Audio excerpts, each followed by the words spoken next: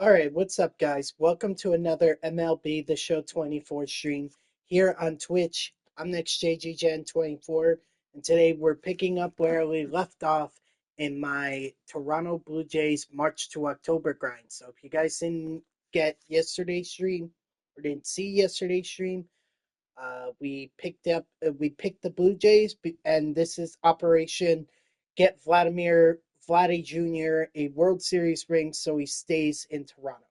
Again, we're shopping the title, but that's basically the idea. We gotta convince Vladdy Jr. that he's only gonna win and be successful if he stays with the Toronto Blue Jays. So the way that we're gonna do that, win a World Series.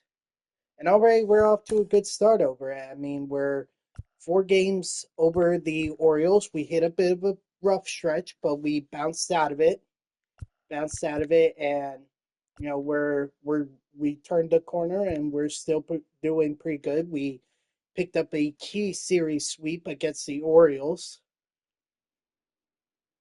and so now we just got to make sure we keep up the momentum because this division is very competitive. I know the GBs or the games behind, like, they tell a different story, but if you look at these projection totals, four of the five NL East teams are projected to end the season with a winning record. All right, Baltimore is projected to have 97 wins. The Blue Jays are projected to have 102 wins, and the Rays and Yankees are projected at 87 wins. Very competitive. Excuse me.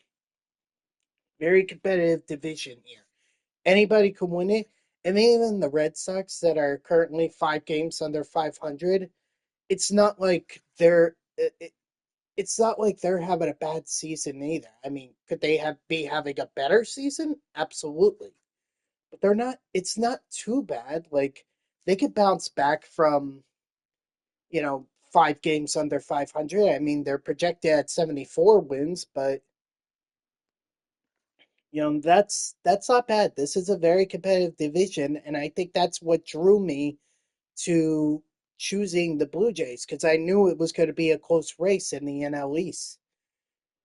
So, with that said, we got to get into this game, which is a save situation against the Arizona Diamondbacks. Also having a pretty good season right now. Chris Bassett pitching an absolute gem today, 8 strong innings, so quality start right there. And we're in the baby blue uniforms too. baby blue. And we're going to do a nice job of getting the out right here. And normally I would aim for where the catcher is suggesting that I pitch.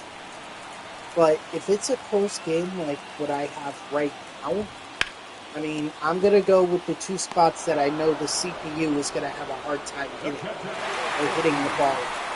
And that's low and outside and up and down. Nice. So, if it's a close game like that, I'm not even going to give the opportunity for the CPU or the AI, whatever you want to call it, to get a solid hit off of me that would end up going over the wall. If it were 2 runs or more, then I would definitely go with this suggestion. But 1 run or no runs, you could bet that I'm going with my instincts. Alright, so nice win there. We picked up 2 fireballs, which is good. We always need that momentum.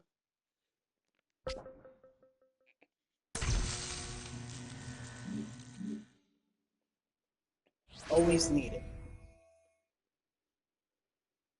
Especially since clearly I failed the last, or no. You know what the last thing I did? It was that fast track that I ended up not succeeding in. And it looks like we're in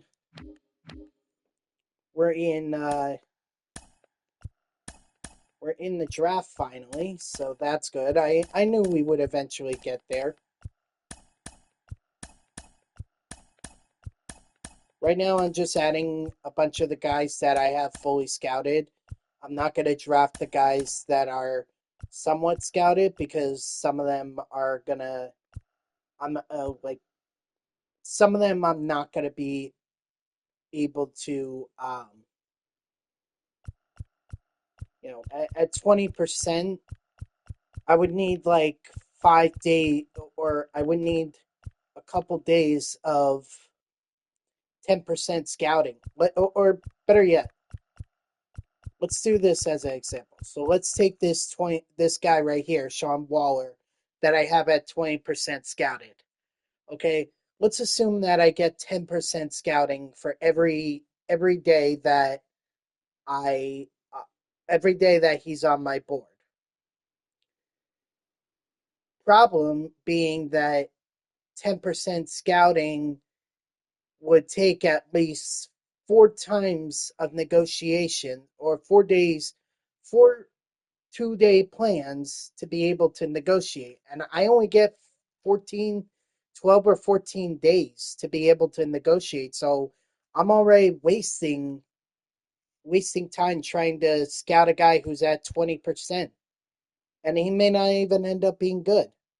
I mean, projected wise, his potential is an 81 to 99, but that's only 20% scouting. That potential could easily shrink, or it could even go lower. You don't know. So that's why I like the guys that are fully scouted, because I know for a fact that they are going to be they they I know for a fact are already fully scouted. Thus, I could just bring them in and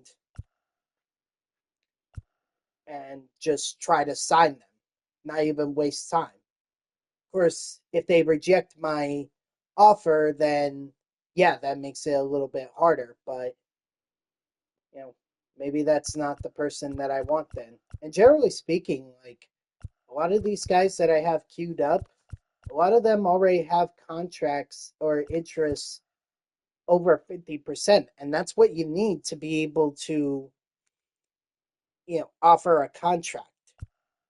Now, whether or not they accept, who knows? But at least the interest is there. All right. Of course, it won't really matter if I win the World Series this year with the Toronto Blue Jays. Won't matter because it's like, okay, that's a one and done. Anyway, let's head into the draft. By the way, for anyone wondering why I'm wearing my headphones, there's a bit of a situation downstairs. And rather than agitate that situation, I'm just going to flat out ignore it. Um, so let's start the draft. Who is the first overall pick? It is Douglas Oshiro. We only had him 10% scouted, and he's a starting pitcher. All right, second overall pick, I believe, to the Nationals. Oh no, it's to the Reds. Is Benny Paulino, right fielder, 21 years old. Okay, I didn't have him well scouted either. All right, so the third overall pick. This, I believe, is the Rockies. 5% overall pick, or 5% scouted. Darren Osborne, another pitcher. By the way, all these guys are, you know, they're all generic, so it doesn't really matter. I'm just going to go ahead and simp to my first pick. So let's take a look at the prospects. Let's see. So we could go with Gardner. We could go with, I mean, I'm kind of inclined to go with Gardner because he has the less bonus demand. And I need all the bonus money I could get. And he actually has the better scouted potential and the better overall. So, yeah, I think this calls for Howard Gardner. So let's take him. All right, so with the 20th pick in the 2024 draft, we take Howard Garner. He was our second best scouted prospect, and he was the 21st according to MLB draft rank. So we'll sim to the next one, which is round two. Hold on.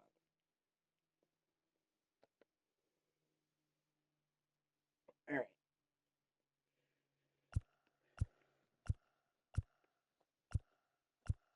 So this guy has the better overall, but this guy has the better potential. They're both second basemen. DeAndre Clark or Michael Valenzuela. Hmm. He opted out of his doctor exam, which is kind of concerning. But then again, injuries are pretty much non-existent here. And though we have both guys scouted at.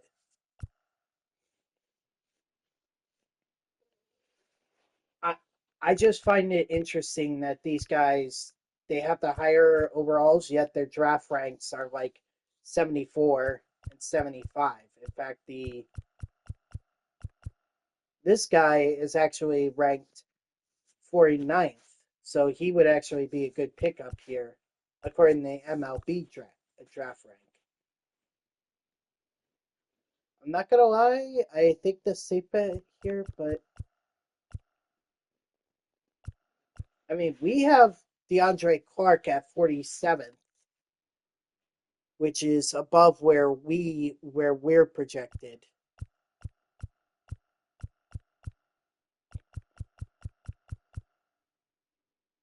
or where our pick is. But MLB draft has him lower rated.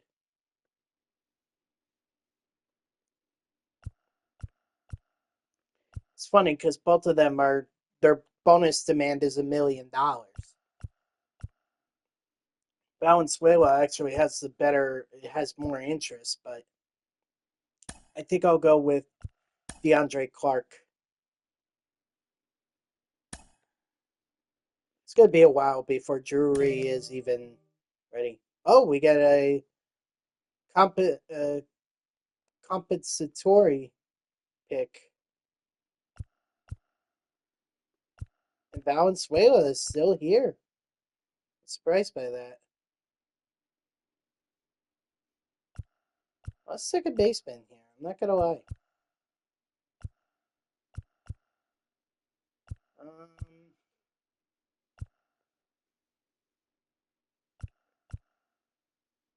I mean, Dow doesn't really have a lot of interest in us, and I feel like if I take him, he's just gonna be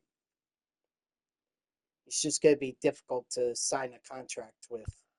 So let me take Valenzuela. Yeah, I think that's good. All right, next pick, and we have nobody. So now this is the portion of the stream where I have to basically just go. I'm taking a wild guess here. So we'll take this Lunam guy since he's, or no, actually,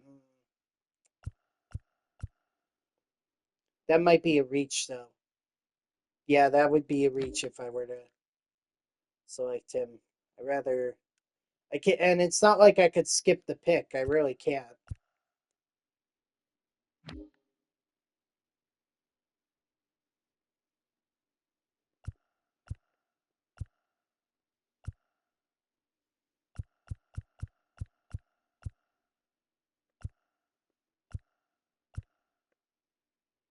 I mean, I guess this guy Rico. Oh, okay, never mind. They're just gonna select for me Steve Ullman. Nobody top rank anymore, so we're at round four, so we're 129. I don't have a lot of options here. I guess Darren Wiley.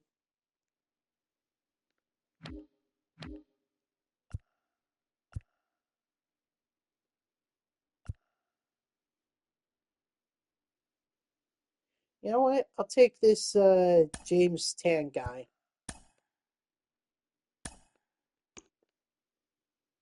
And you know what? I'm going to sim the rest of the draft because it doesn't really matter who I end up picking. Actually, I should have simmed it after the third round when there was basically nobody left for me. So there we go. There's our picks. Don't know who was taken where, but first things first, we got to get our first overall pick or our first round pick, Mr. Howard Gardner, signed. So what he's demanding is a 3.5 contract. I'll bump that up to 3.55. See if he wants that.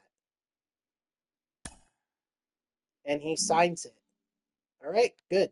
See, that's why I always try to go for fully scouted guys, especially if they have high interests. Now we'll offer him a contract. He's asking for 1.1 million. If I could get these guys out deals, I'll take it. Let's see. Oh, nope. Okay. Clark wants a little bit more. Okay. Sometimes you sign them, sometimes you don't. It's really a crapshoot.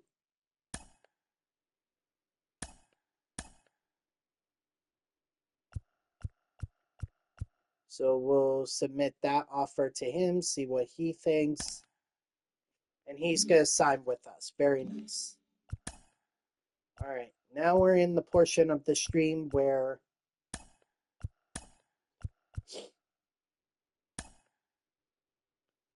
we're going to need some scouting help.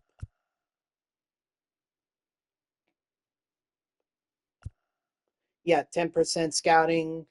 It's 10% scouting per 2 days. So I don't think I'll be able to learn enough about James Sand to make him an offer. And I think the same thing goes for McGregor. Not unless I could get them up to 20% scouting per 2 days. But I doubt it. All right, let's advance.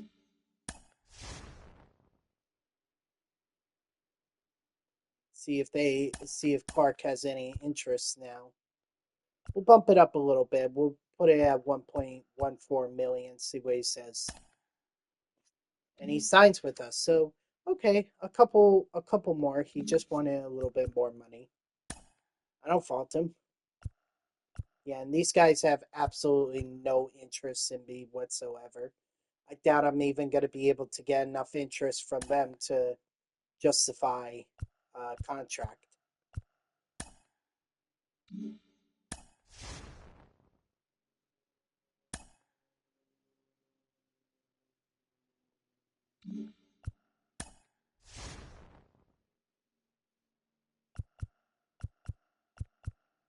Yeah, the 30% now. Honestly, Tan, we might be lucky if he gets up to 80% by the time that the signing deadline is here. So we're just going to keep finalizing and keep moving forward till we know.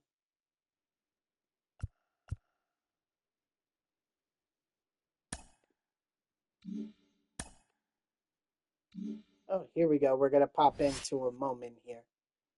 Good. We can take this game. If we take this game, then we win the series against the Rays. And that'll put some separation between us and them. Of course, the big one is getting some separation between us and the Orioles and Yankees, but, one thing at a time. Ooh, this was quite a high scoring affair. A lot of offense in this one. Uh-oh. Baltimore 3 games behind us. Baltimore will not go away. I'm doing the same exact thing as I did against Arizona, which is gonna aim for up and in, and low and away.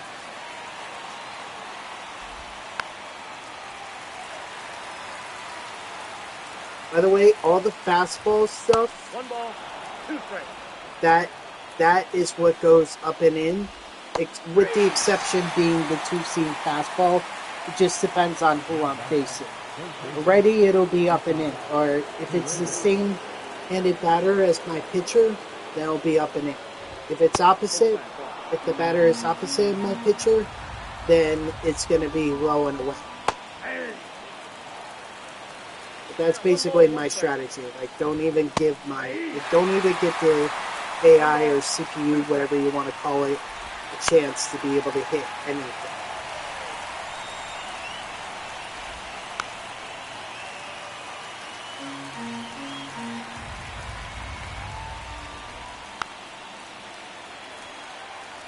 Yeah, the only frustrating part is that they're gonna foul off, and it really drains the stamina from your pitcher.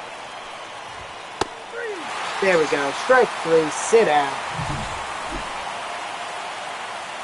So Jordan Romano gets his 20th save. Barrios is now 15-4. And we get a little bit of momentum. Every little bit helps. Every little bit helps.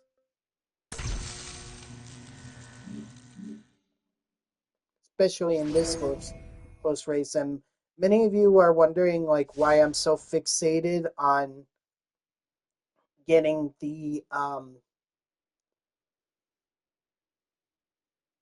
what? That was a loss? No, it said it was a win. Didn't it?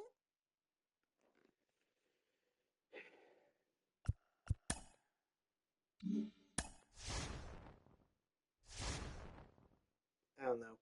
Either way, we took 2 games against the Texas Rangers, which is good, albeit I'm surprised they haven't told us, oh, try to get a win against the defending World Series champions.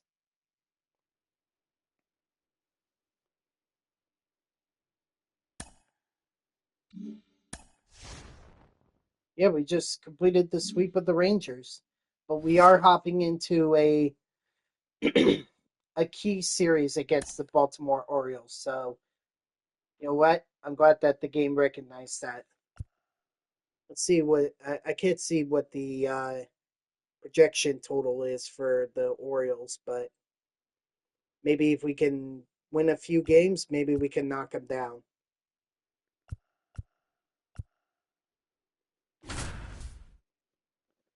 I mean, the good thing is we're going to have to come from behind, and usually that means more momentum for us if we pull off a come from behind victory. Leading off the Blue Jays, the shortstop, divisional.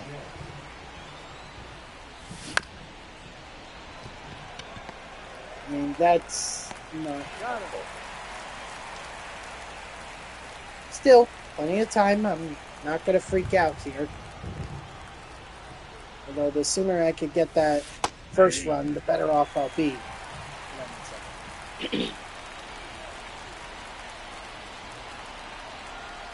Just gotta be smart, that's all. Look for a more hittable pitch, like that one. Thank you, Vladimir Guerrero Jr.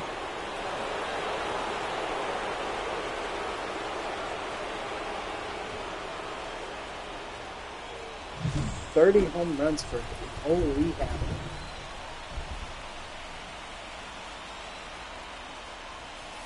Ball inside.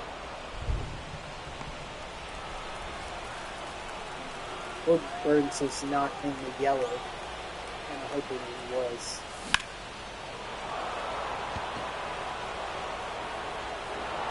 That's okay, because Turner's going to go ahead and take him to the gap for an extra base save. Now pitching for the Orioles, number 52. And they're finally going to take out Burns, put in this Easley guy.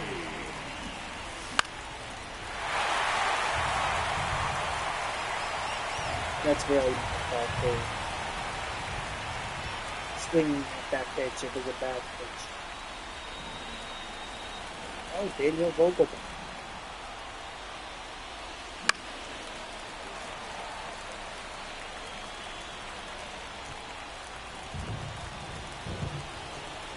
That amazes me that he has a high average with runners in scoring position. That really amazes me.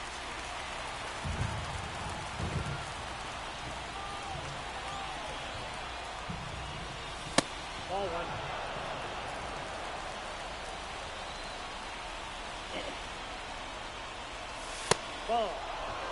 It's gotta be smart.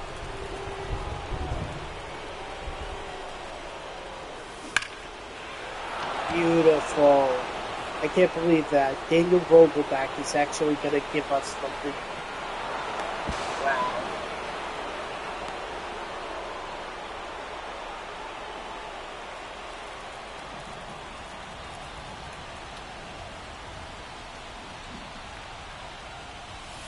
Count 1-0.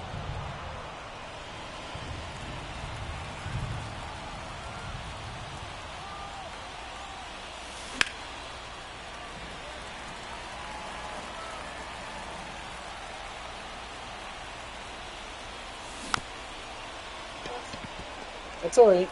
That's all right. Oh. We got the lead. That's what's important. Leading off for the Orioles, Ooh, excuse me. the second baseman, Tony. Yeah. Who's pitching? Barrios? What is Barrios' record at this point? Let's see. Oh, still 15-4. So not much different than it was when he last pitched, where he last pitched against the Tampa Bay Rays.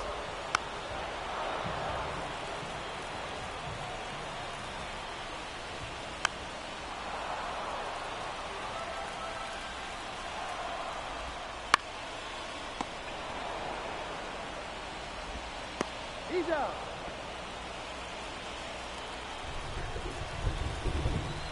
Now, it would be nice to build up my lead, or build up the lead, so that when the order for Baltimore comes up, they don't have a chance taking the lead.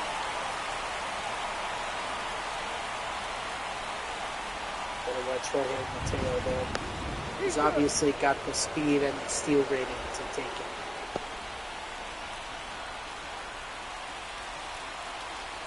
I think the AI knows that.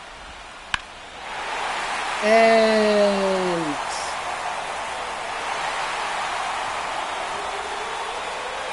so we take the lead, and then we give it right back.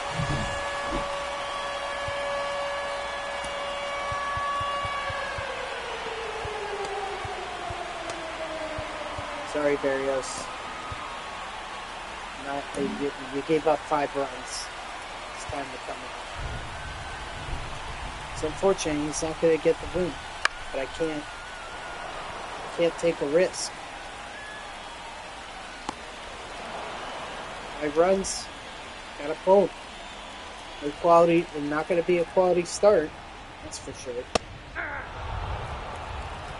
All ones the count.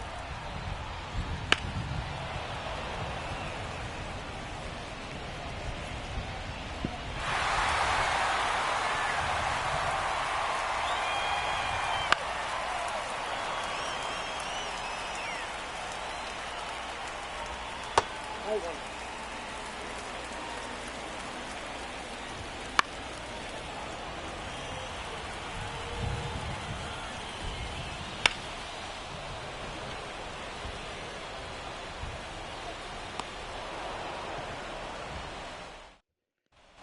Alright, well, back to work.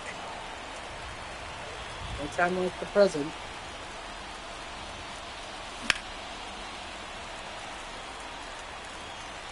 I mean, we can't afford to lose to the Orioles. We really can't.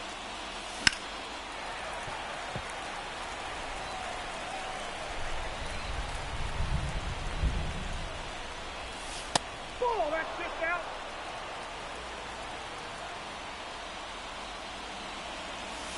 Two balls, 2 strikes.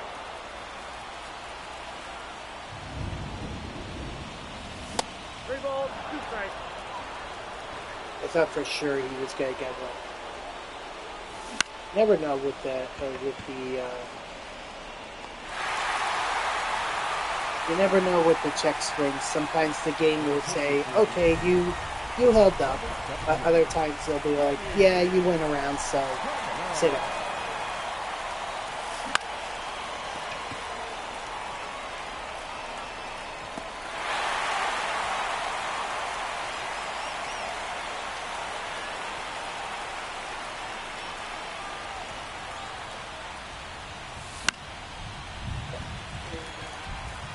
Well, there goes that inning. Wasted opportunity. Wasted, wasted, wasted. Aye.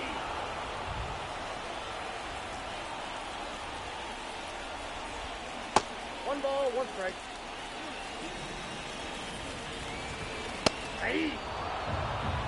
One ball, two strikes. Nope, that's inside.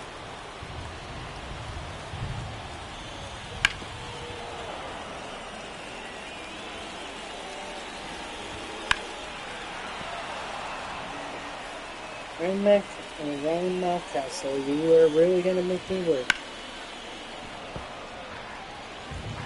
You jerk.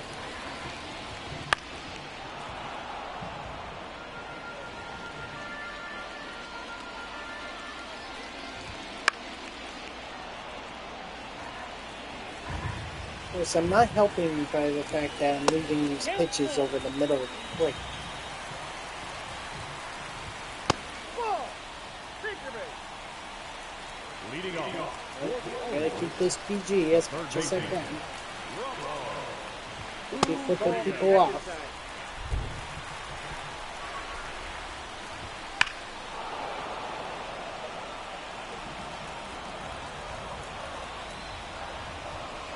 Ball two.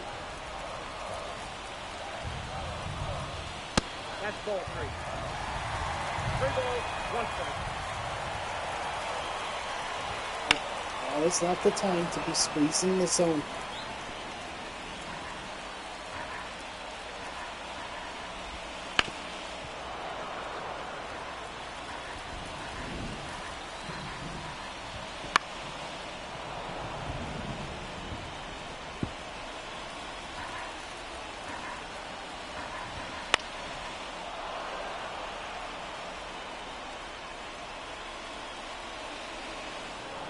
Why would they even give me that option if they knew it was going out of play anyway?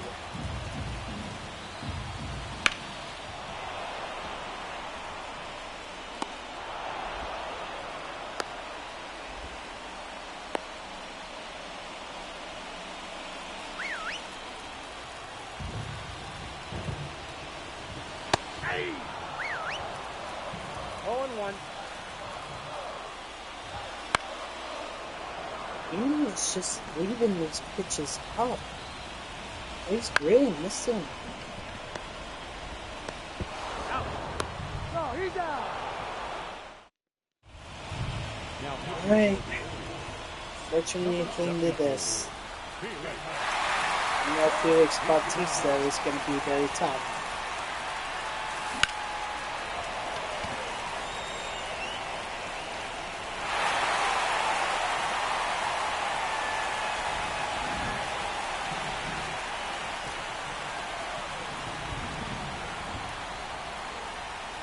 Aye.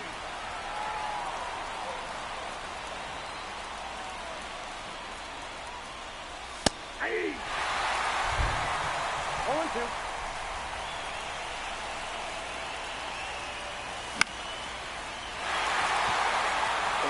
I don't think I'm winning this game. This is bad. Give up that one home run to Cedric Mullins, and that sets me back. Aye. 0-1 Swinging count. at stupid pitches like that. It's not helpful. Alright, well, I never said I was going to dominate. I never said I would win every game. That's why I play on veteran, because it's tough. It is.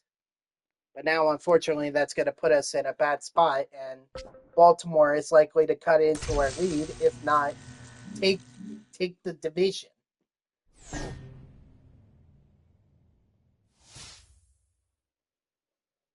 mean, I feel like I'm going to at least lose one.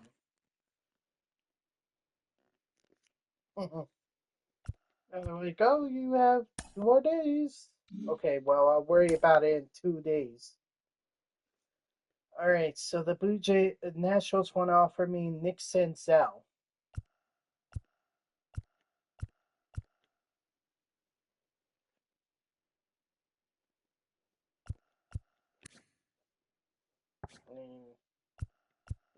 pretty much as good as Isaiah Kiner-Falefa, and pretty much a utility man, much like Isaiah Kiner-Falefa. But there's really not much of a difference between them in terms of overall, just like you're talking about too. They went off for me um, Harrison Bader. That doesn't make any sense. So I think not on that. They want to give me Edmundo Sosa for Spencer Horwitz. I mean, Sosa would give us good.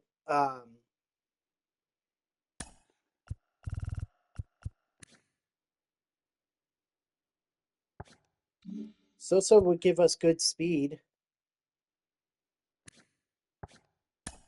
I gotta compare fielding ratings, so I mean Turner is regressing. He is.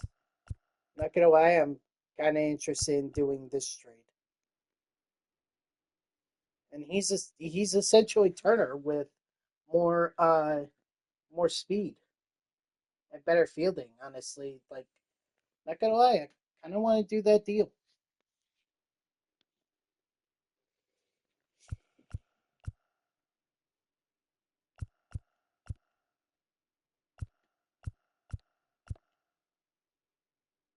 Yeah, let's do it. We need to turn around our momentum anyway. So, picking up a win here would go a long way towards doing that.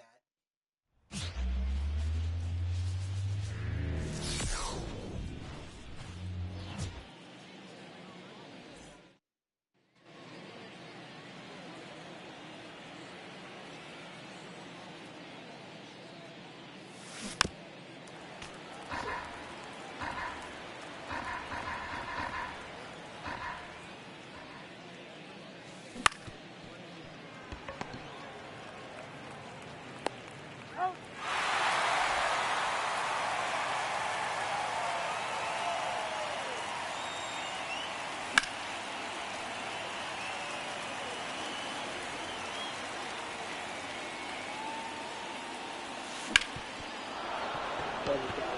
Sosa's first hit as a Toronto Blue Jay.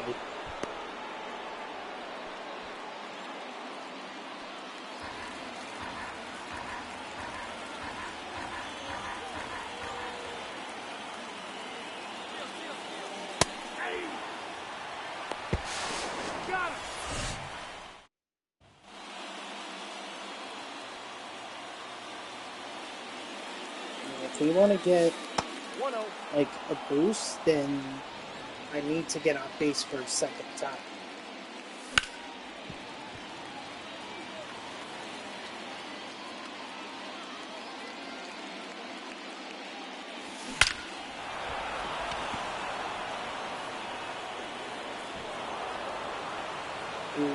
That would have been gone in the old without that reconfiguration in left field. That would have been gone.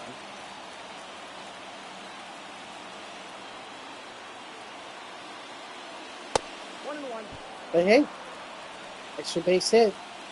Means a base hit should be enough for me to score.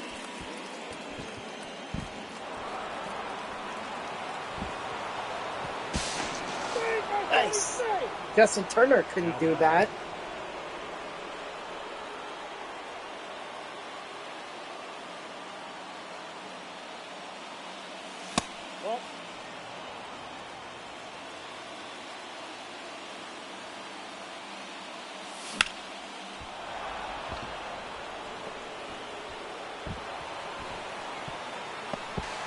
Beautiful.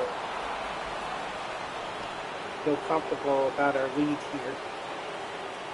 Couldn't have asked for anything better, honestly.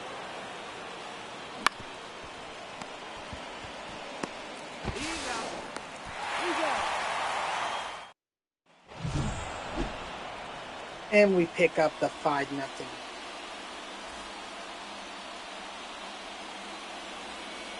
And a +3 boost for Sosa which means in games he's going to be like 3 times better.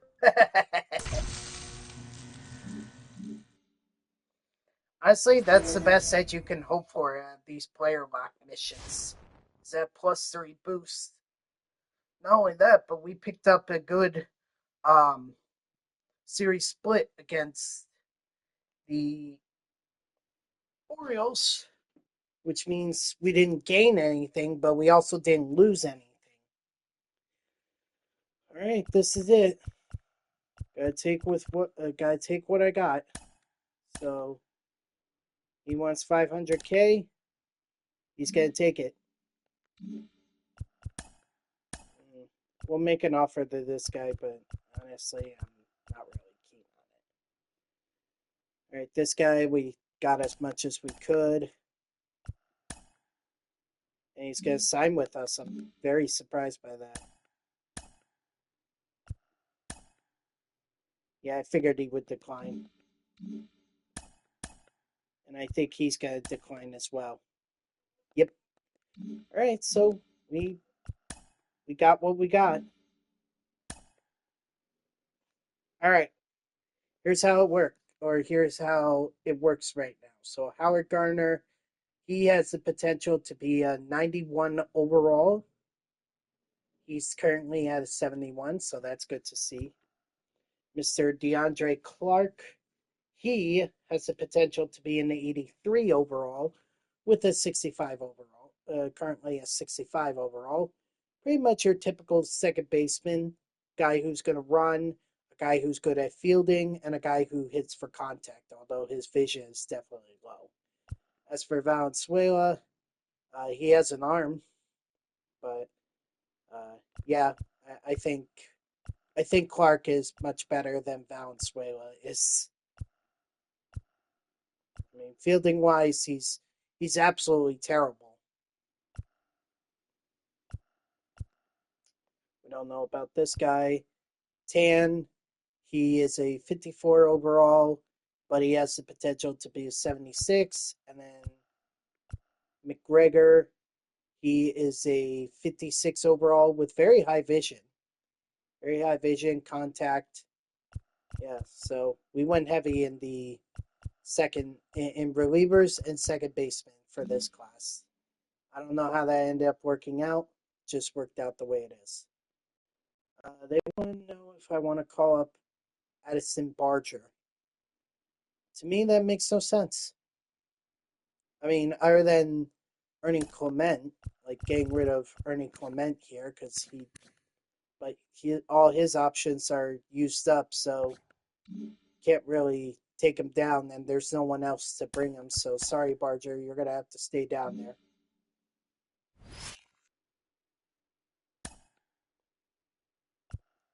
All right, good. At least this time we have a lead. We are 6 games ahead of the Baltimore Orioles, so that's good. Yankees and Rays are still projected to have a winning record. Very competitive. I wish they would tell you like what's going on with the award races, but I'm surprised Kiermaier is actually progressing. Let's see, George Springer is also progressing. That's good to see. Bo Bichette is progressing. Vladimir Guerrero Jr. is progressing. Sosa, he's 75, but he's progressing. Danny Jansen is also progressing. A lot of power for Jansen. Vogelback, he's just our lefty bat. Varsho is progressing, and then Drury is also progressing. So that's good to see. And then Gosman is unfortunately regressing.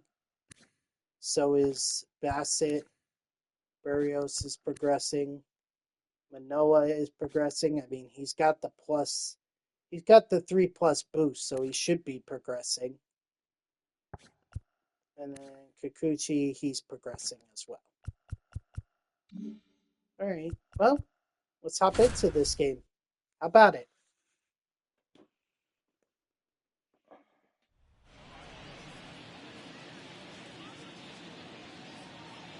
big series here. We need to hold on for the lead. We can't give up a home run that'll win it for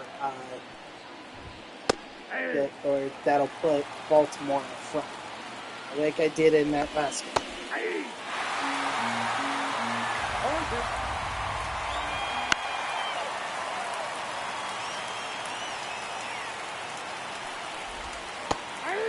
Strike 3, sit.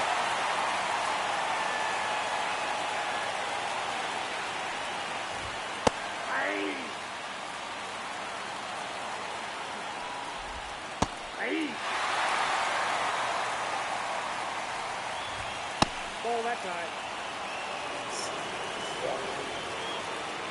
Again, 1-run deficit. That's where I'm gonna specifically locate my pitches rather than listen to Jansen.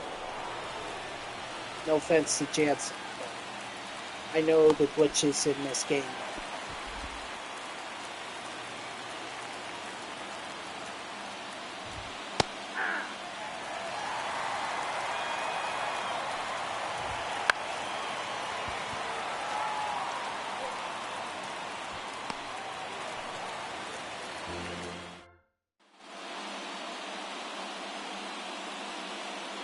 Leading up for Toronto, the catcher, Danny Jansen. There we go. Jansen's gonna help us out here. Like I said, guys got a lot of power. Surprising.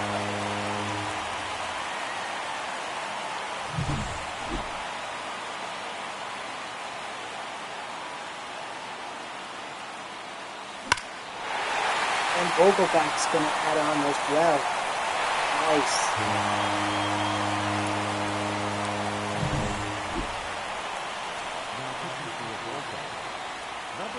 And you know what? Usually actually worked out the last time. Let's see if he can do it again.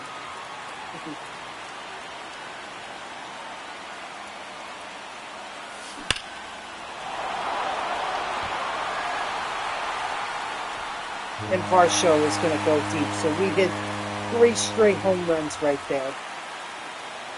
So much for Heasley working out.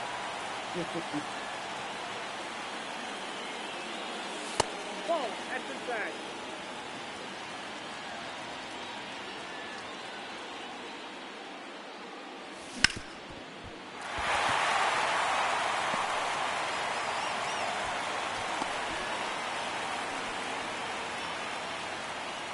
Now batting, center fielder, Kevin Kiermaier. Yes. You know, I also get an extra fireball for a blowout. So that's, at this point, that's what I might as well be aiming for.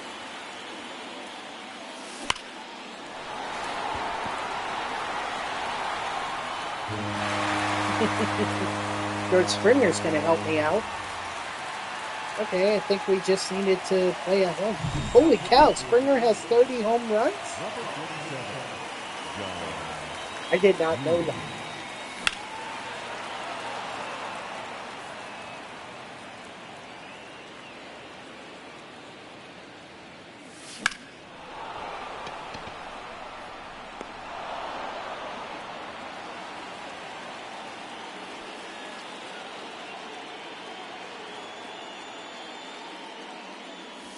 Yeah.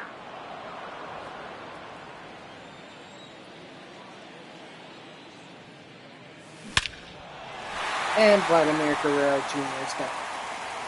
Why not? Put me down. See how many home runs Jr. It's 35. Pretty good. It's pretty good. Count 1-0.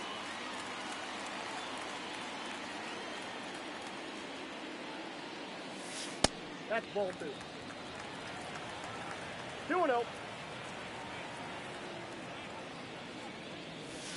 Ball, that's upstairs.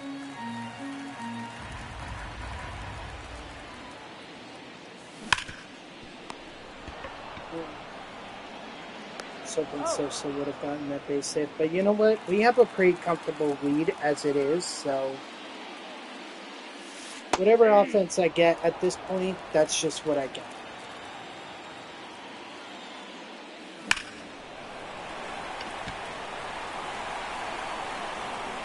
And Danny Jansen's going to add on to his home run total, which is 16. Yeah. Like I said, with the beat down on the Orioles, it's good momentum.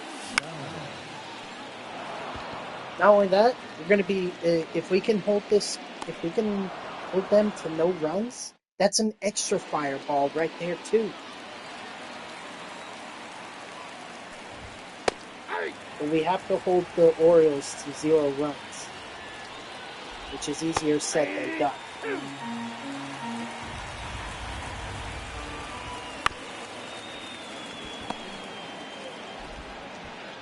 He's out.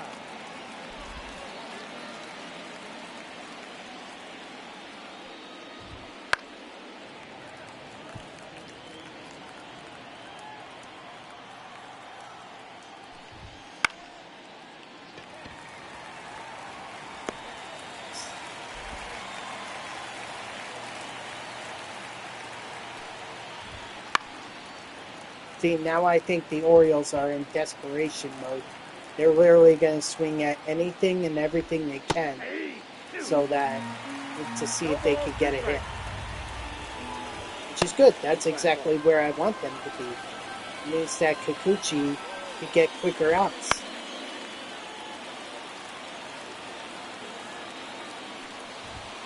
That's ball 2.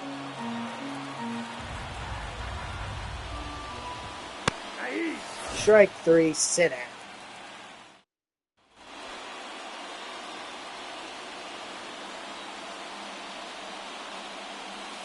Hey. 0-1's the count.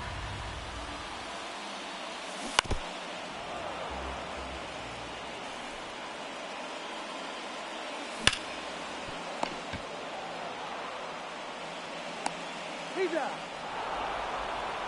Chris, I don't care at this point what happens with the guys. Like, they can get hits or they can get out.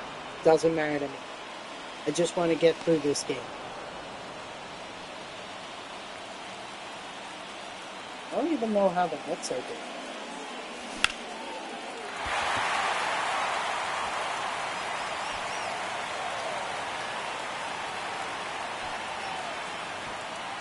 Not that it matters, because I should be more focused on the Blue Jays, but I'm always curious in my March to Octobers how the Mets are doing. I just don't know if they've ever made the playoffs in the 5 that I've already completed so far. I don't think so. I would have recalled it. I could always go back. Cedric Muller.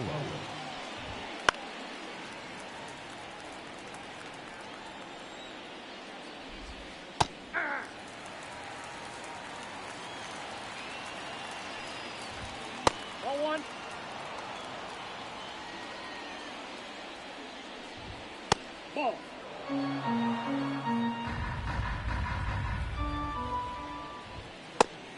Strike 3, sit out.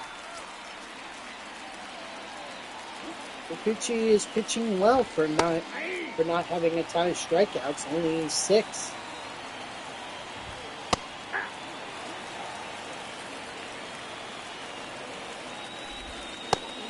Strike 3, sit out, make it 7. So at best he can end with 8 strikeouts, which is a pretty good day.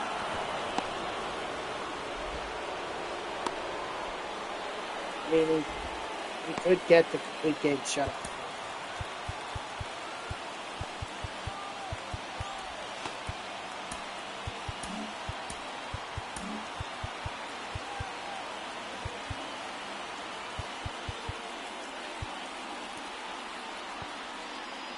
Don't want to waste white though. So we'll keep Yimi Garcia up and warming. We'll keep him up at Okay, I guess we're not going to need it. We're just going to put the spec down on the Orioles and enjoy a 8-game show. And we get 4 fireballs for our momentum bar.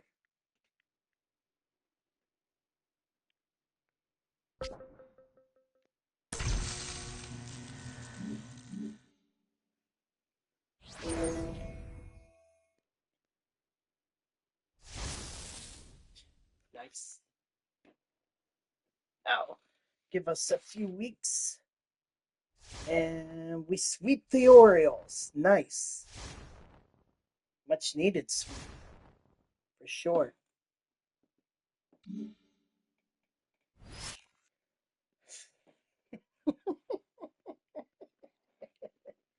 So now they want to give Vladimir Guerrero Jr. a player boost. Boy, hold on.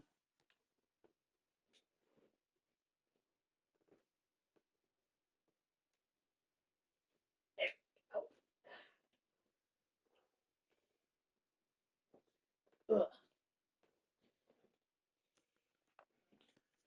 All right, fine. Fine. You want to do a player boost for Mr.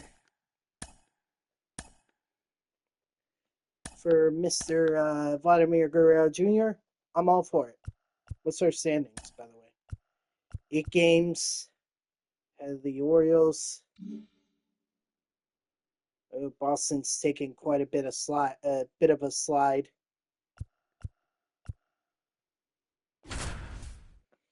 All right, let's do it. Let's do it. Let's do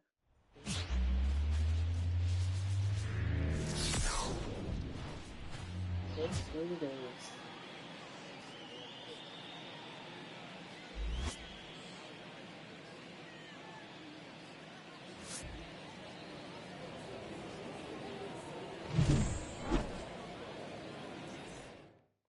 $40 home runs. Holy cow.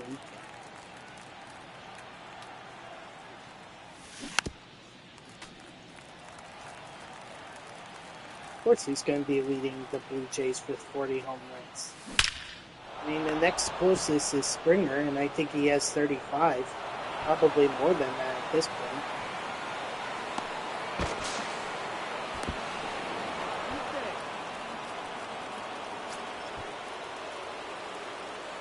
You know, I kind of forgot that I got Springer a boost early on in the season. That's probably why he has, 35 home runs. That is good.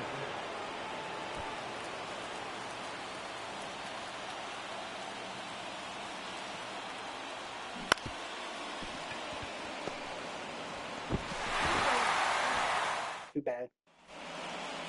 Now, the first baseman, Vladimir Guerrero Jr.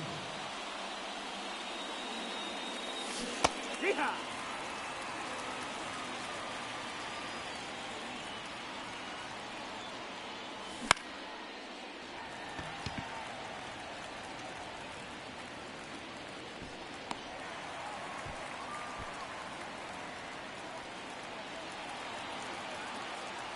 Take advantage here.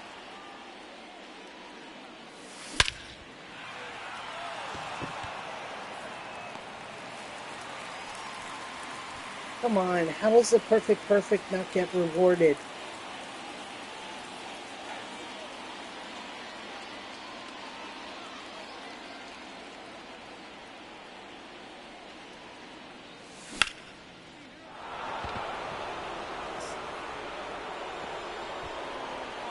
I don't feel comfortable against it. Just take the single, move on.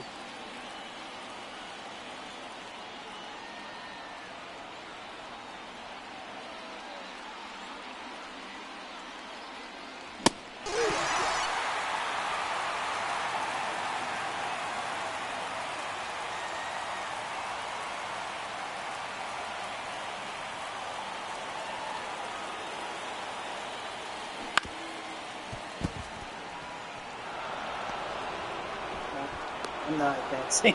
It's just Get to second. Move on. Here we go. Now we can see what Springer has. Okay, he still has 30 home runs. I thought he had 35. I guess I don't know where I saw that. I guess I must have saw something else. Maybe it was Bo Bichette that I was thinking.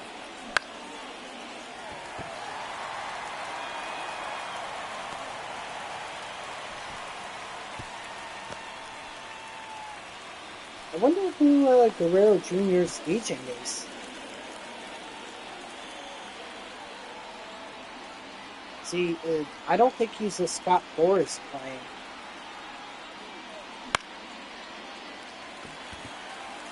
I'm not sure. Baseball Reference would tell me. Oh, of course we lost. Went too far with Chris Bassett, unfortunately.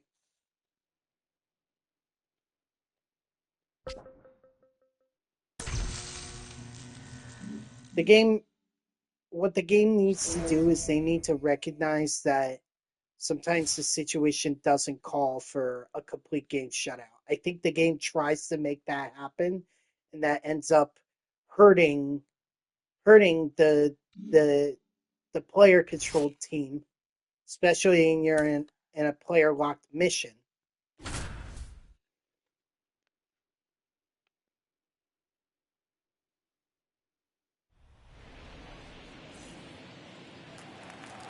All right, so we're going up against the Cubs here. Hey.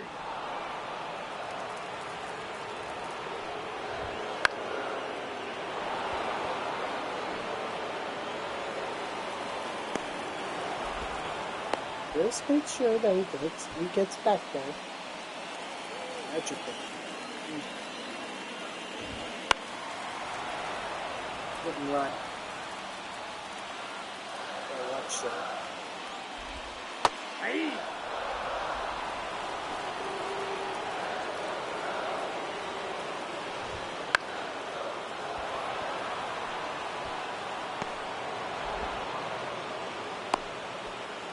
He could have gotten in. Could have. Hey.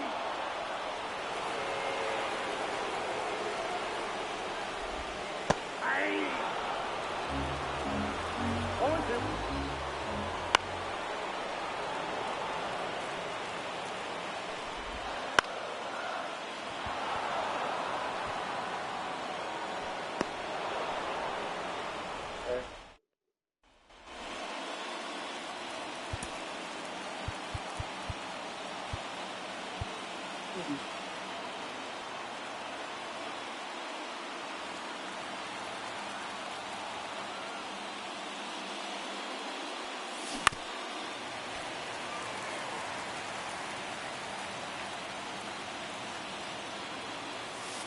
That's out.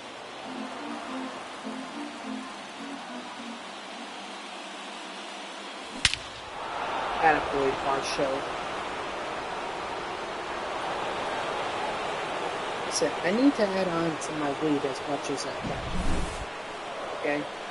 I can't take any chances that somehow a one-run lead is just going to work. Sorry, but I can't beat.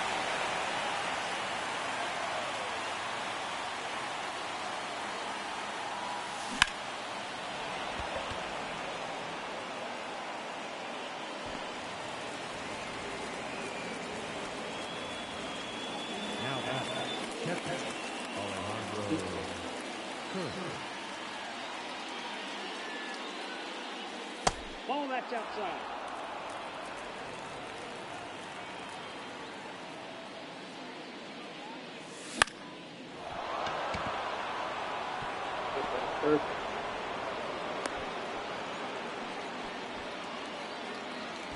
Up next to the Blue Jays, the center fielder, Kevin Pierce.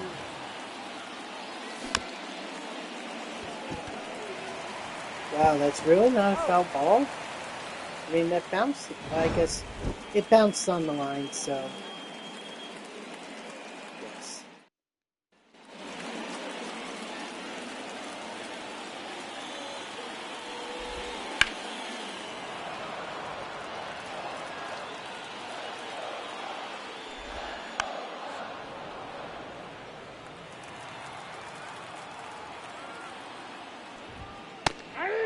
Strike 3, sit out.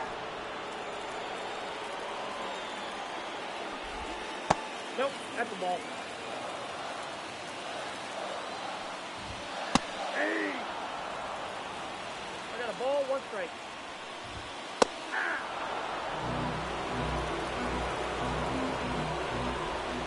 Two now.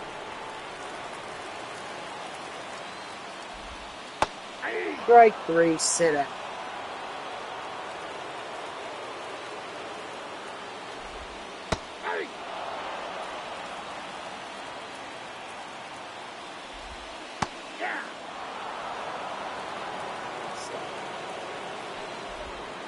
Ball, that's outside.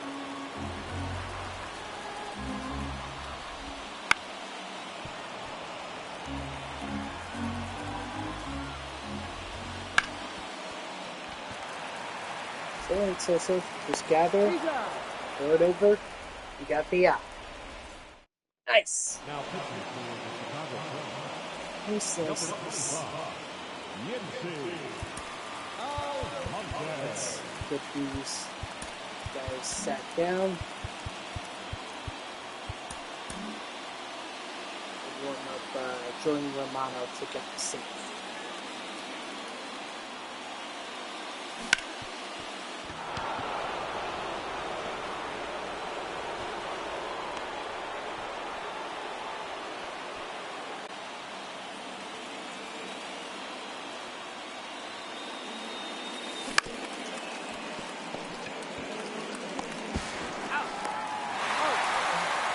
And wipe out that base hit with the double. The first baseman. Should have given me a player recognition for Bogus Shack. Maybe I would have done better with it. Ball 1. Ball 1, no strike.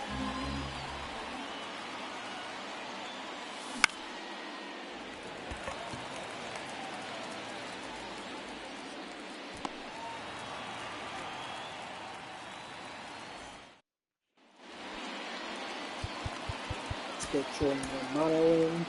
Let's close out this thing. Now pitching for Toronto. Number 68, Jordan Romano.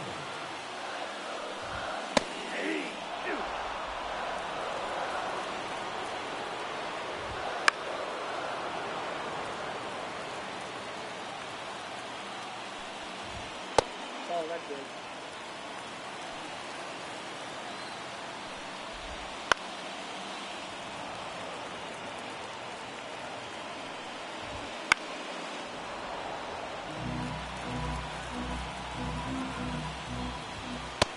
Strike 3, sit out.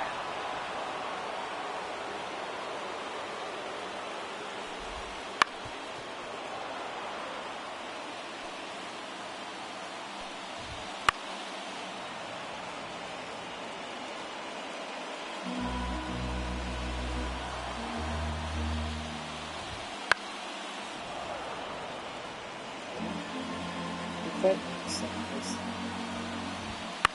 don't get tired. Get tired, that's where we lose it.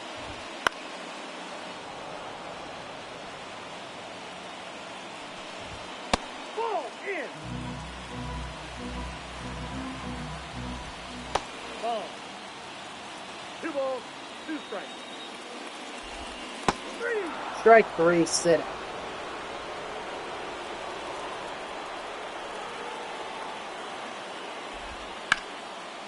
Nope, that's foul. Hey. No balls, 2 strikes. Strike 3, sit out. Very nice.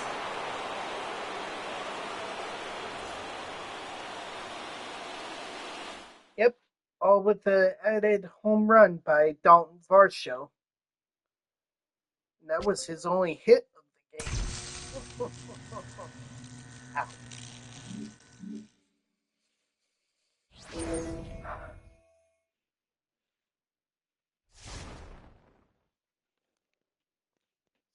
momentum, very nice. And we took the series against the Cubs, too.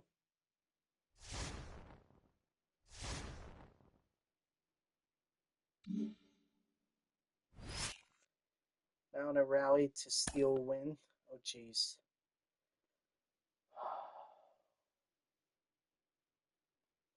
I hate it when they do this.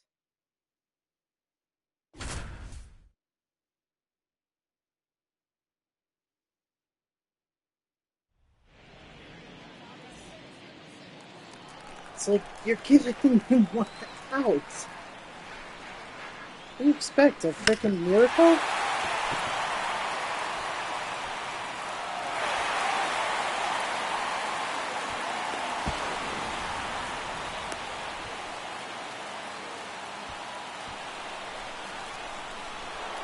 Of course, they're going to intentionally walk Vladimir Guerrero Jr. So it's got to be up to Sosa.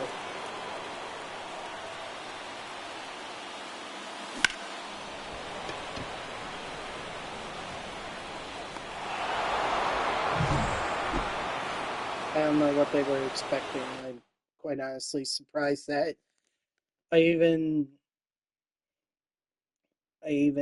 like got I didn't get out the first time.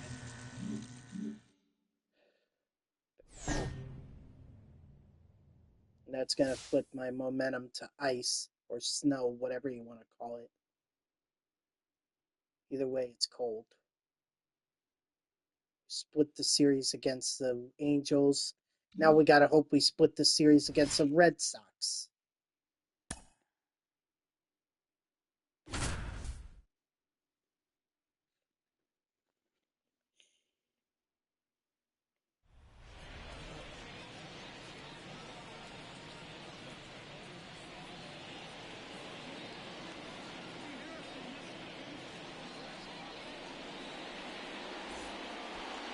The right fielder, number 4, George.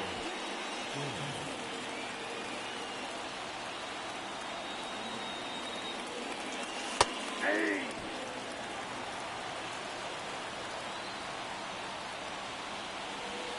I got 1 ball, 1 strike. Got it! Overtime!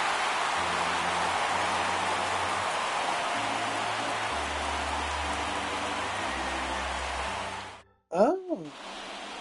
Here's something interesting. According to Evan Roberts from WFAN, he's saying that Alonso flew from Tampa to Newark the day after a Mason Day.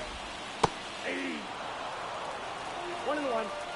Now, I don't know if that would imply that Alonso heard Cohen's comments and, may have wanted to say something, or I'm not sure.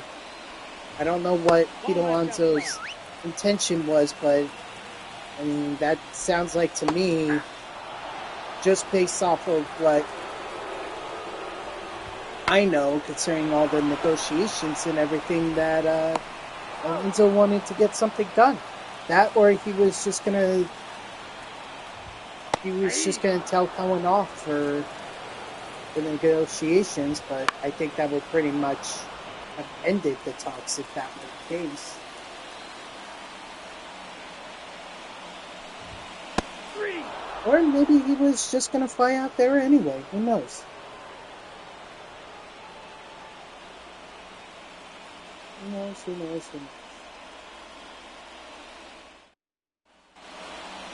Leading off the line, the right fielder, George.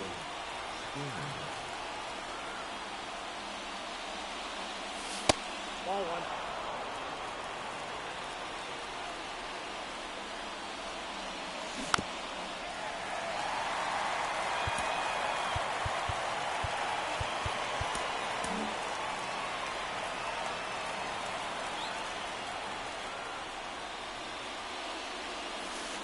Two balls, 1 strike.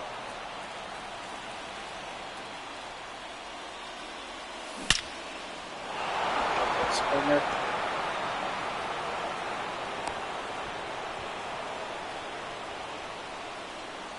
Wonder Bread, yes sir, let's go Mets. How are you doing today? I'm assuming by that you're a Mets fan?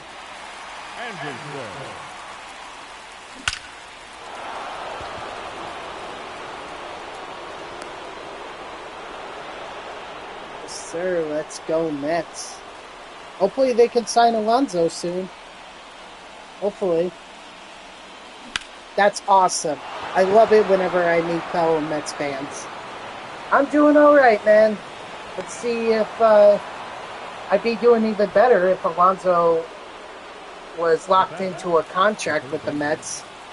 I absolutely agree. And I don't think we're going to get many other options, but I also think that the Mets should be re-signing Jose Iglesias, too. And the fact that we haven't even signed him yet, I think is rather surprising, considering what he did for us last year. But it might just be a case of it might be a case of Stearns and Cohen wanting to get Alonso out of the way. That way they can kind of figure out what they could do with Iglesias.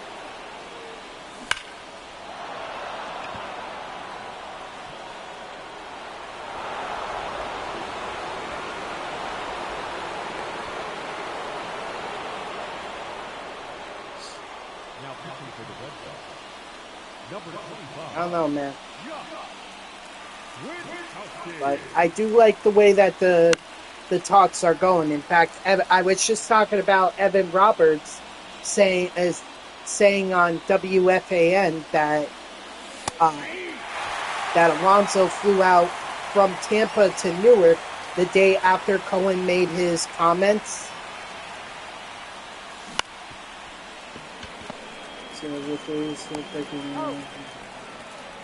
Yeah, that's what Evan Roberts is saying.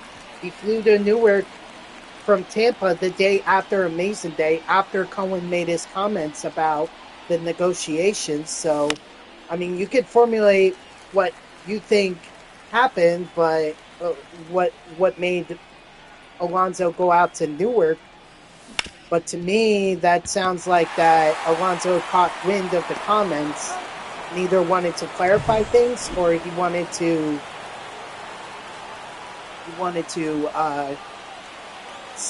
get back in talks. Because don't forget that soon after those comments, the Mets and Alonso were back in negotiation talks. You gotta hand it to Steve Cohen. He's willing to spend money, but he's not willing to be pushed around by Scott Boras. Now pitching for the Blue Jays, number 92. He's really got some Cabrera. guts to be able to stand up to the top agent in baseball and say that I could get your client paid, but your client isn't going to be overpaid. I don't think anyone denies that Alonso deserves over $20 million. I think what the issue is does Alonso deserve $25 million a year? And based on the year that he had last year, I think the answer to that is simply no. He's on the wrong side of 30. And aside from the home run rookie record, what else does he have to his name? Home run derby champion?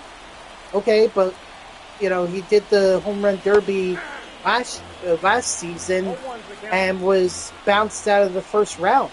He hasn't won it since 2021.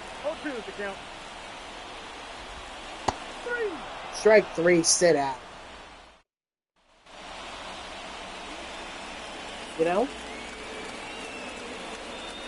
And I think a lot of people are underestimating his fielding ability, because if you look at his fielding stats,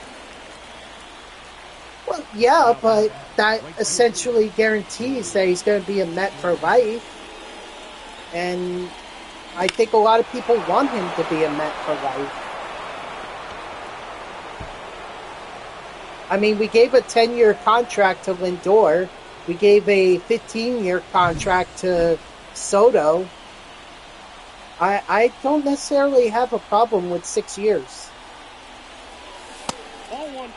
Also, didn't Nimmo get like 7 or 8 years and McNeil the same thing?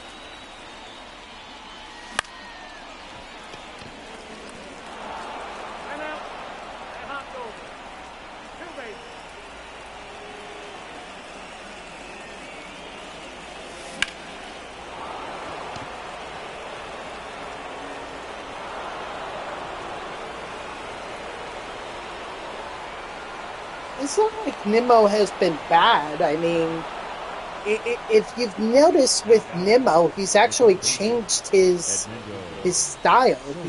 This guy that would lead off and try to get on base as much, now he's turned into a power hitter.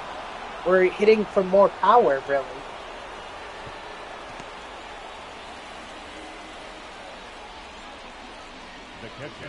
But hey, 3 years, and if Alonso wants to, then Alonso can test the market again. We don't know who's going to be a free agent in 3 years. Well, I mean, we can reject it, sure, but we don't know if someone's going to sign a long-term extension with their teams and then suddenly now they're off, now they're not going to be free agents. We don't know.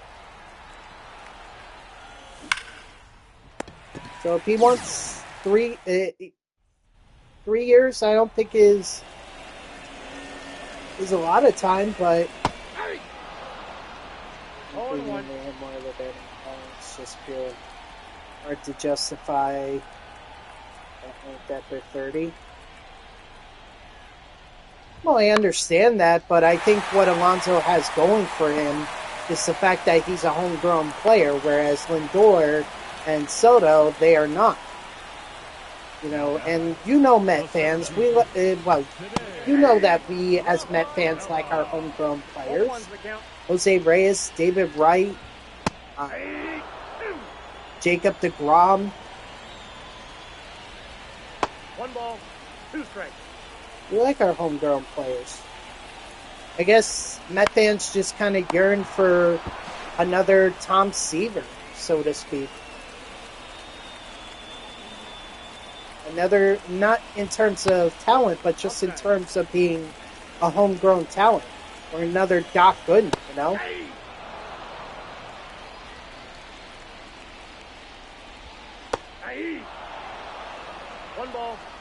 I mean, people don't want Pete Alonso to be like Nolan Ryan, where he was solid for the Mets, but then goes on to have the Hall of Fame career with other teams. I guess that's what a lot of Met fans are worried about.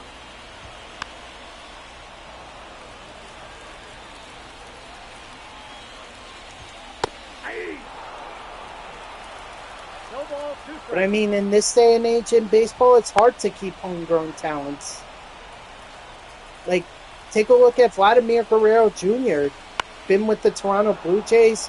He's probably he's their best ball player, and yet it sounds like he's going to lead them in free agency next offseason.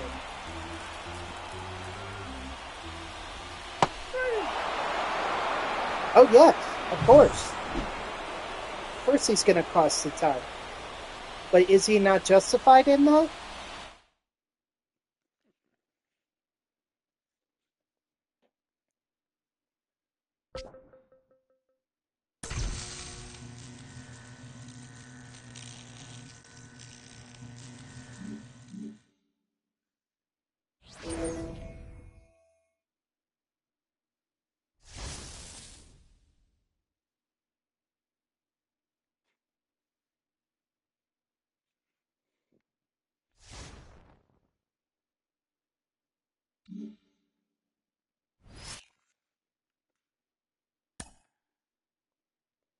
I mean, what also works in the Mets' favor is that we have options down in the minors if if we don't get Pete Alonso.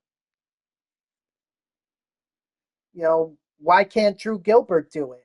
Why can't Ryan Clifford? Why can't those guys be part of it? Why can't Vientos play? I mean, see, I was when I thought that Alonso wasn't going to sign with the Mets, I thought that they should have moved Vientos over to first, re-signed Jose Iglesias, and then Iglesias could play third. Don't forget, we also have Ronnie Mauricio coming back from injury.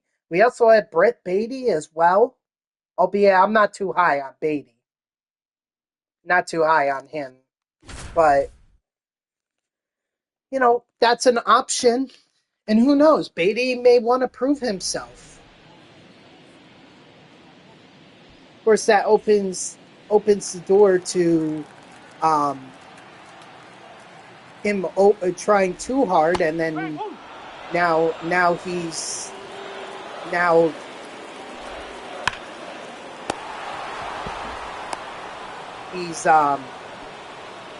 and then that works against him. But who knows? Who knows? I'm sure Beatty has a chip on his shoulder, knowing that Vientos broke out and that he likely won't have a future with the Mets. Think of it as like a tryout for him. He's got to prove himself, not just to the Mets, but to other teams as well, if the Mets end up trading. And I think they should if he really comes out and impresses in spring training. They take advantage of that.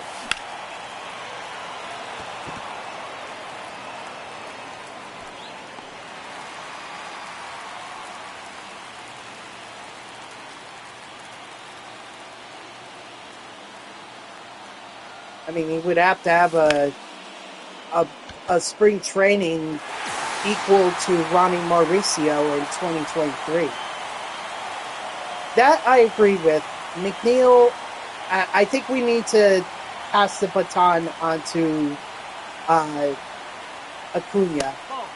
I think Acuna has shown that he can play at second, and I think he should be given the opportunity to be able to shine.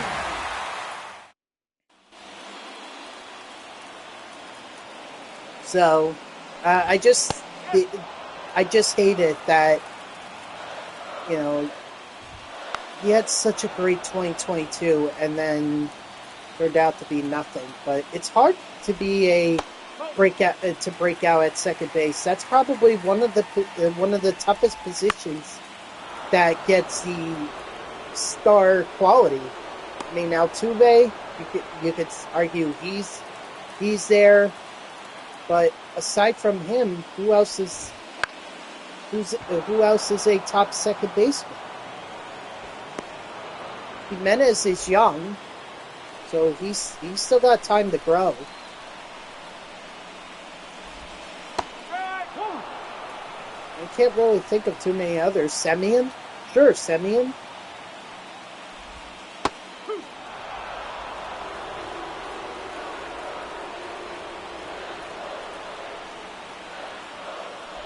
But second base is really hard.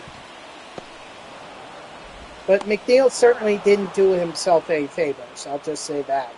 Not to mention, it seems like he's a bit of a cancer on the locker room.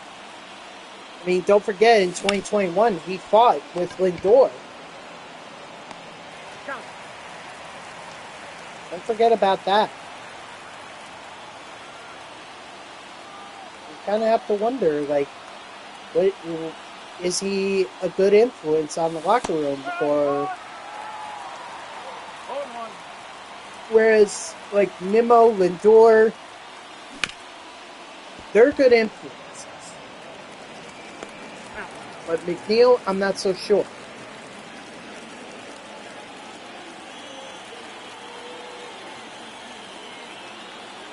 I mean, the biggest obstacle for trading away McNeil is finding someone who's willing to take on his contract. And no team is willing to do that.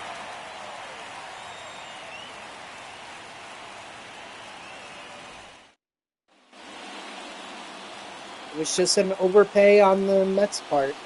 But that's why I always hate rewarding. I hate the idea of rewarding players after their best season. Because it's like, how are you going to repeat that performance, you know? Strike three, sit out. Like, Lindor? Imagine if we had to offer him a contract after this season.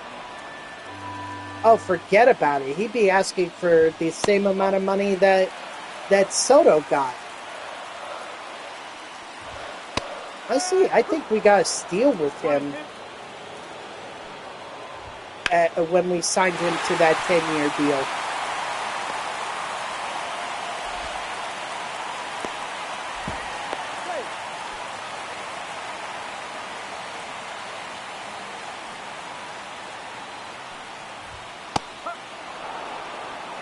One ball, one strike.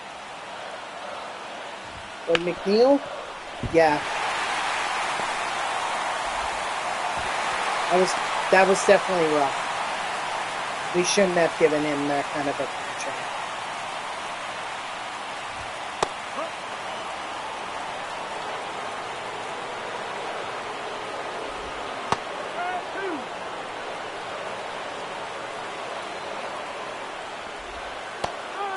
Strike 3, sit down.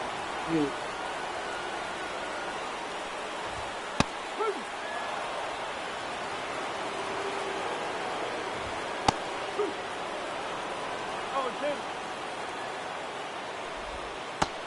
Strike 3, sit down. Man, we managed to luck our way through that. We'll go back and we need some speed.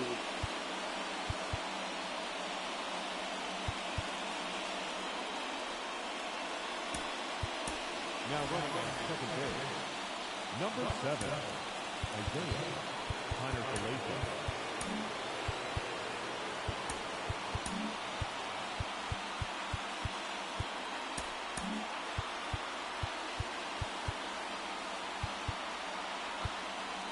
I think we'll go with Mason.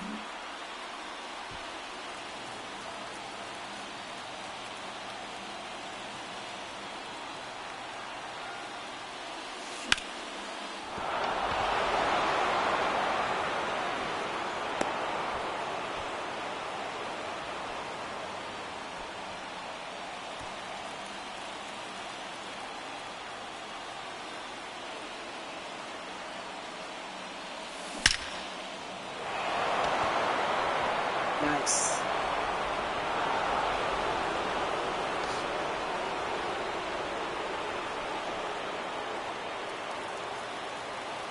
But I mean, look, the Mets are still in a good spot, I believe. Getting Juan Soto was obviously the highlight of the offseason. With that said, getting Manaea back was huge.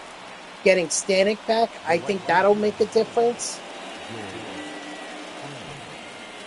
Winker, I mean, we need a DH, a lefty DH, and Winker fits that mold. One ball, no strike. You know, the Mets are making the moves that they need to in order to be where they need to be next season. That's the way I look at it.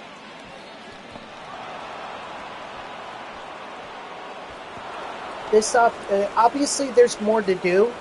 Like they need to get Alonso back. I think they need to get Iglesias back. And it sounds like that they're interested in trading for King and or Cease. They could get one of those two, if not both of them. Oh my God, would that be an NLCS matchup? I mean, think about it. Ohtani versus Cease. Snell versus Manaea. King versus did they re-sign Flaherty, or is Flaherty still on the free agent market? I'm actually surprised he's still there. If he's still on the free agent market, I'm surprised.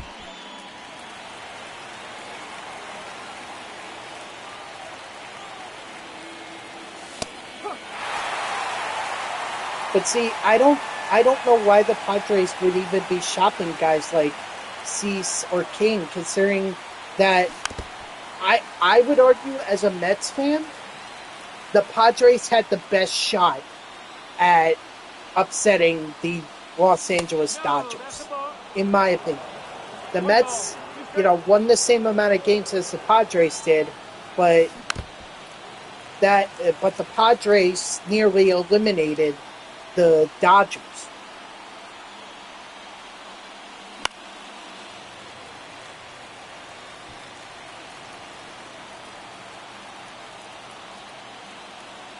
The Mets, it wasn't even close.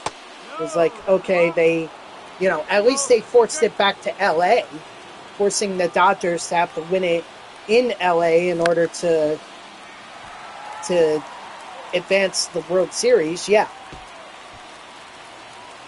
But it never seemed like the Mets were on the brink of eliminating the Dodgers. Okay.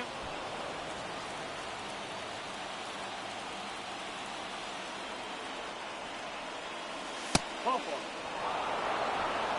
Beautiful. Beautiful walk.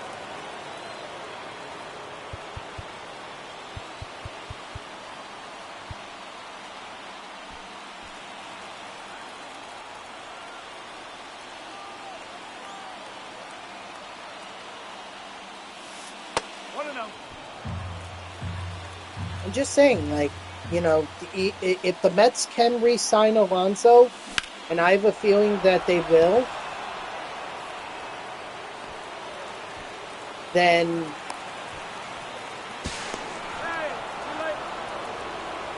I believe that the Mets have a chance at least making the Dodgers work for another World Series appearance.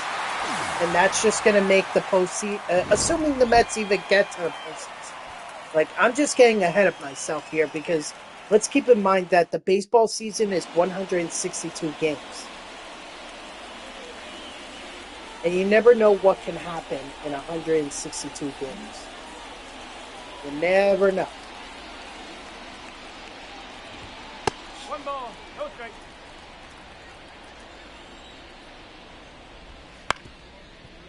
I mean, did anyone expect the Mets to go on the run that they did? No. Did they expect them to make the playoffs? I mean, some people thought they might have had a chance, but I don't think there were a lot of people who said they would have definitely made the playoffs.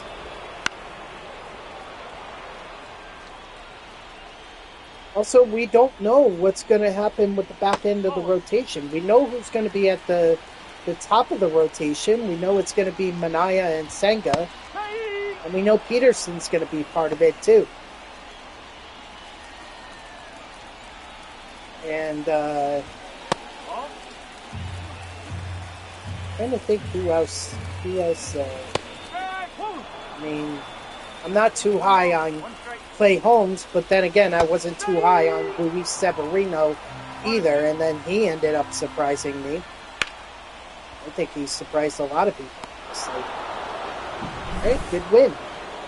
Good win right there. Too bad we don't get the blowout bonus. That would have been nice to add on.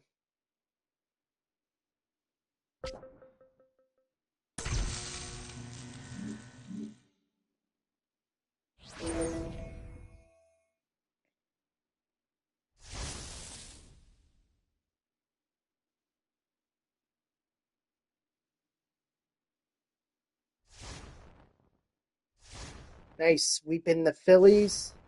That's big. Taking 2 out of 3 against the Braves, and now potentially taking 2 out of 3 against the Mets. I do want to see the East. So the Mets are having a bit of a rough season. They can't win the division, but they are still in contention for the wild card.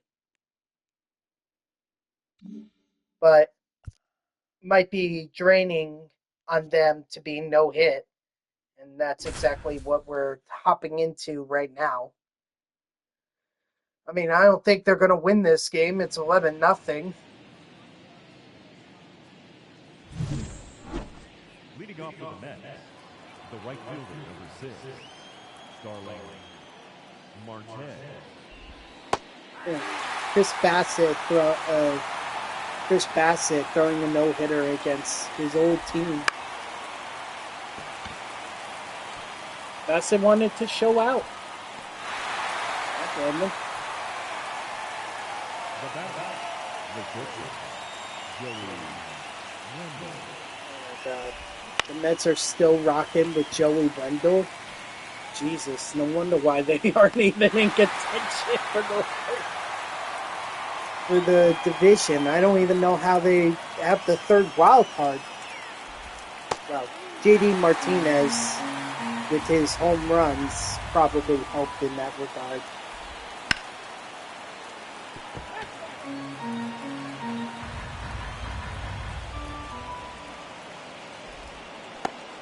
Strike 3, sit out.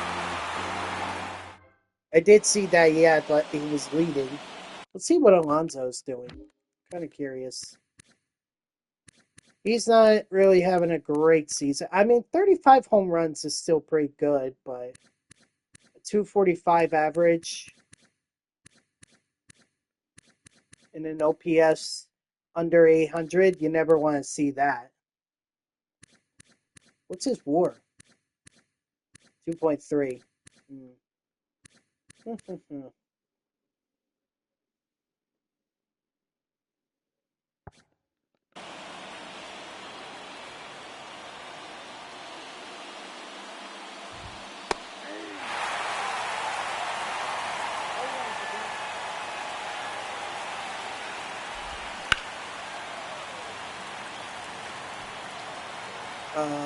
Who's getting... What the heck? What the heck was that? Hold on. Whoa, whoa, whoa, whoa. Show me that again. Nope. Let's focus on this right fielder here for a second. Okay. So he fouls it off. Here goes Varsho looking to get it. Okay. Stupidly gets caught along the side things and then... Whoop. Just turned into the Flash right there. And the funny thing is, it was out of his reach anyway. It was in the stands, so why even bother?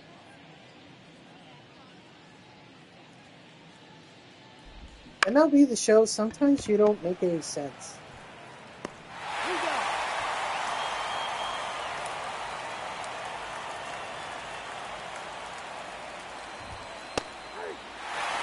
I hate to ruin the hopes and dreams of Mets fans, but I gotta help the Blue Jays make it to the postseason. So I have to beat the Mets here.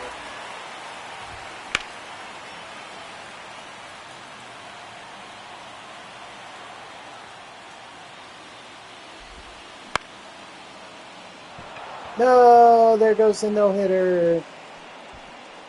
Darn. Alvarez took it away from me.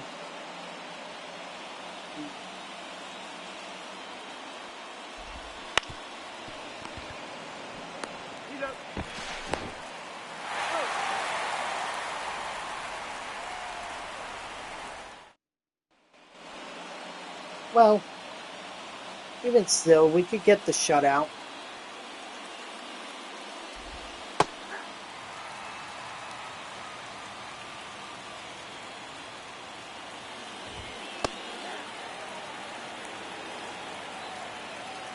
I mean, I don't think the Blue Jays are going to take me out with a 14-0 lead anyway. I start. I wonder who was pitching. Who stands as the losing pitcher for this game? Quintana. 6 runs. Peterson didn't help with 5 runs of his own. And then Adrian Hauser added on with 3.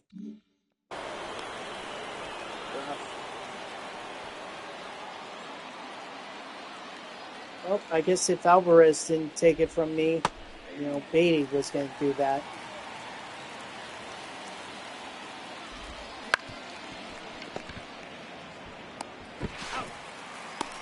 No, he's dead.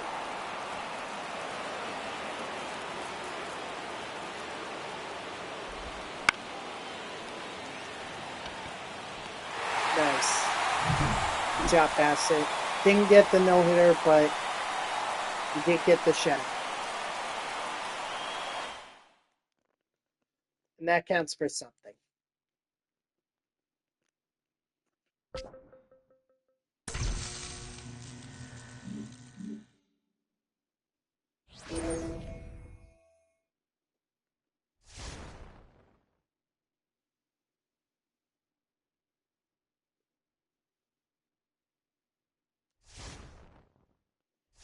You know what, guys?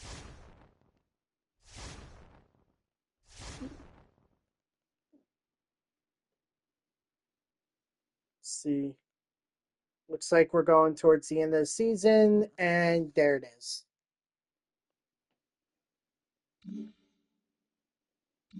And we're taking on the Baltimore Orioles.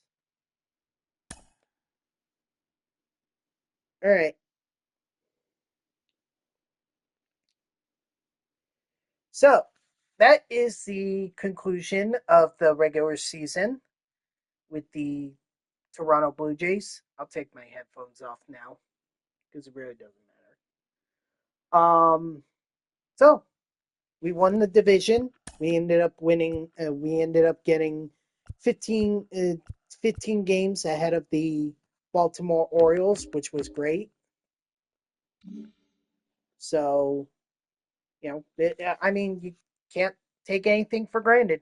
I'll just say that. You can't take anything for granted when it comes to divisions, especially in a competitive division like the AL East is. So, just looking at the standings here, the Mets did not end up making the playoffs, unfortunately, but that's that's what happens.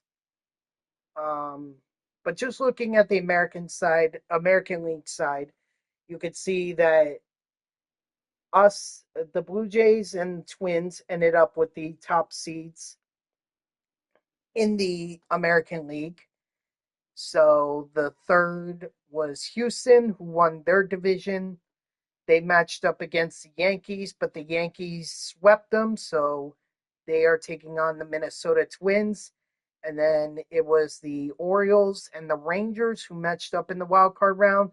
Orioles swept them, so they face us in the ALDS.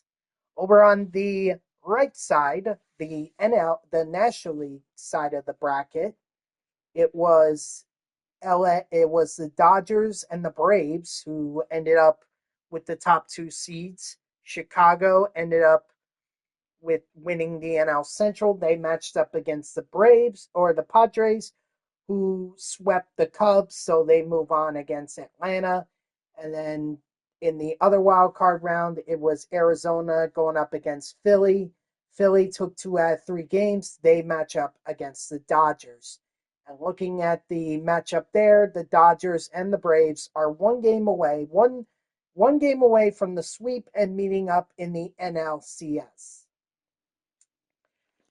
Now, I'm going to go over to the roster because I need to see if any of our guys were award winners. Whoops. Not Kiermaier. Whoops. Hold on. Springer won All-Star MVP, but that's about it. Vladimir Guerrero Jr., he won Bo Bichette won the Silver Slugger. And it was Vladimir Guerrero Jr. winning the MVP. He wins the MVP and the Silver Slugger. So congrats to Vladimir Guerrero Jr. Hopefully that will convince him to stay in Toronto. Nothing for Sosa or Jansen, Vogelbach, nothing. Varsho ended up with a gold glove. Drury ended up with a silver slugger. And that's it. So your MVP for the American League in 2024, Vladimir Guerrero Jr. Now, over on the pitching side, since we made it clear at this point that that Guerrero Jr. won the MVP, let's see if any of the Blue Jays ended up with the Cy Young. And it would be Jose Berrios with the Cy Young. So talk about that. The Berrios taking home the Cy Young, Vladimir Guerrero Jr. taking home the MVP award, and nothing else. Let's see. I don't think this happened, but did Romano win? He did not win reliever of the year. That's all right. That's okay. Let's go check out the National League side. Let's see. Although I have a feeling I already know who won who won MVP. Yep, there we go. And he won Cy Young, too. So Ohtani wins MVP and Cy Young.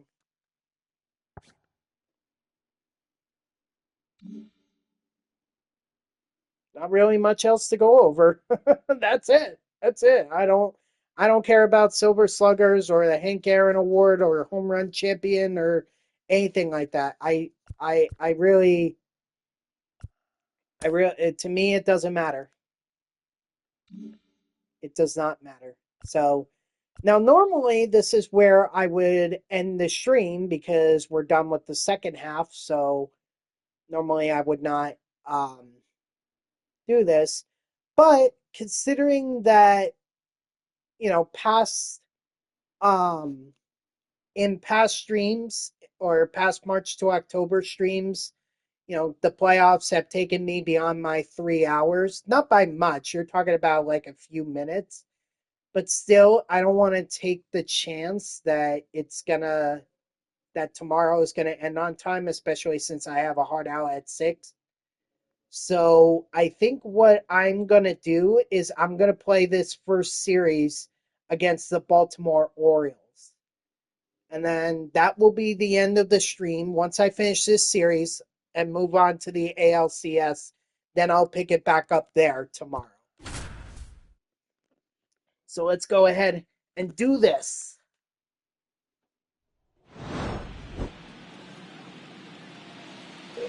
Oh, excuse me.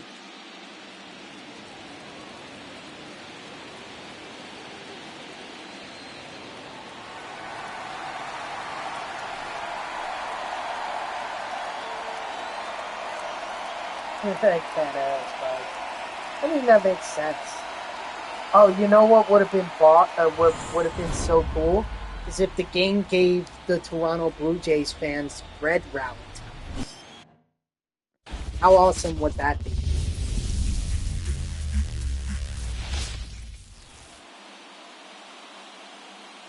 I mean, I get why they have the blue. The blue makes sense. I'm not saying it doesn't make sense.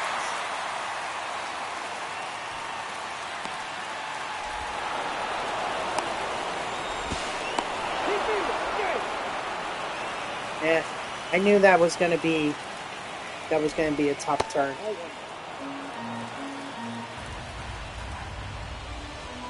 That's a ball. But Manoa is not going to be able to go another 3 balls. another. No strike.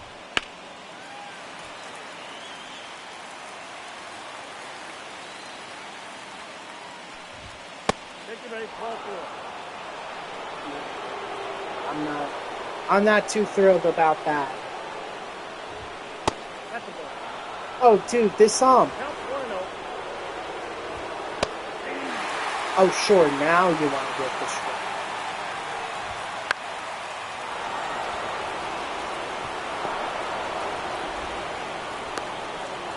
I think I better get someone in here.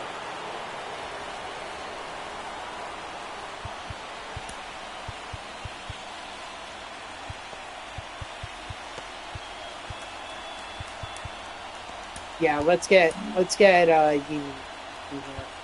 I didn't want to do that,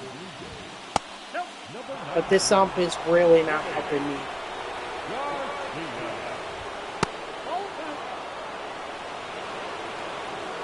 Okay, fine.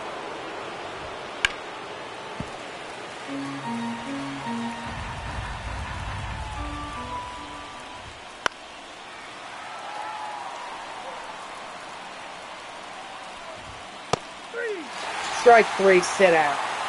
So is that your way of making up to it? Oh, it is.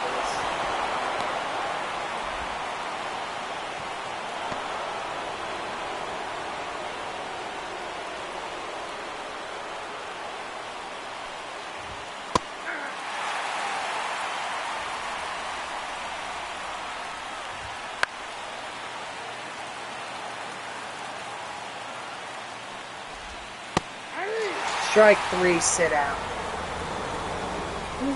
Man.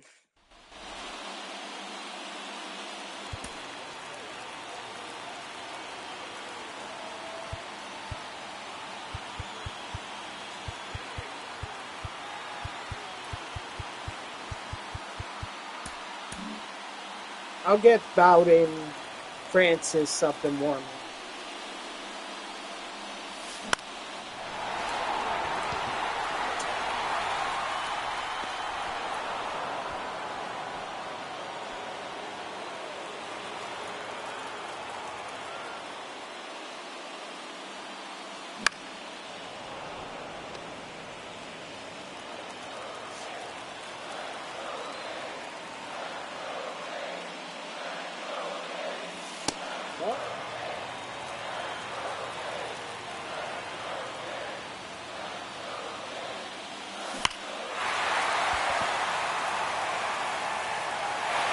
Off the top of the wall.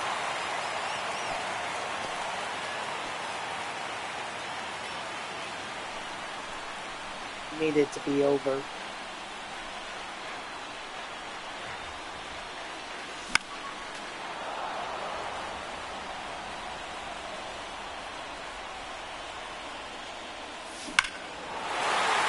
Thank you, Varsho.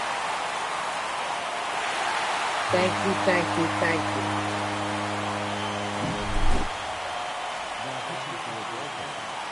Number 55, William.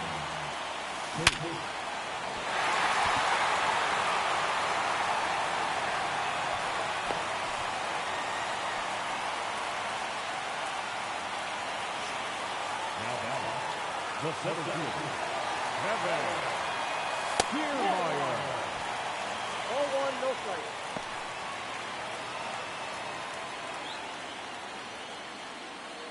Right?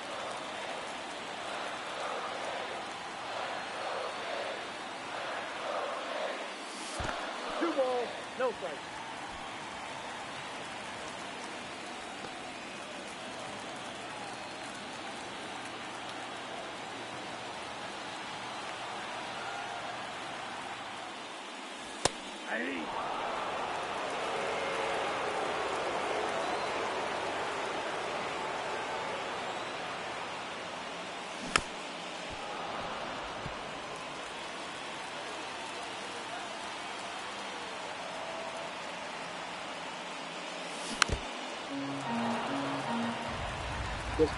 It was just better off that I fouled that off.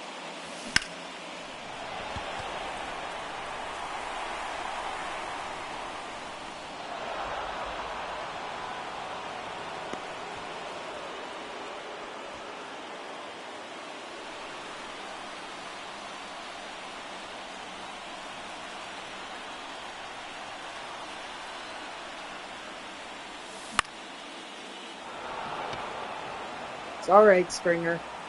It's alright. We got 2 runs, so that'll work. Thanks to Dalton Varsho. Now let's get Mesa in here. Number 58, Tim Mesa. Counts 1-0.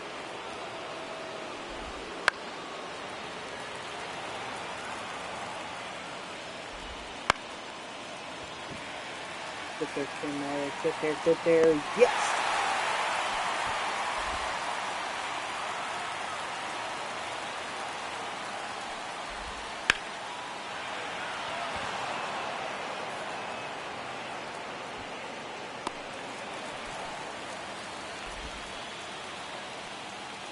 Now that designated Ryan O'Hara.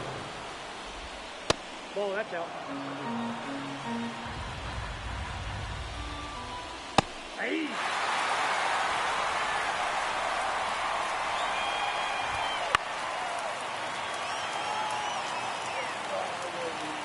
They want a sinker. Strike 3, sit out.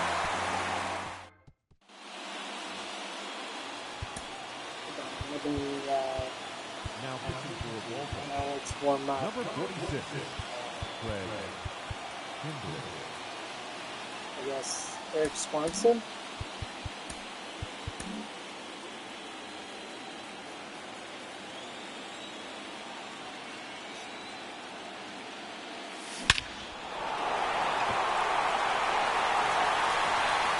gone.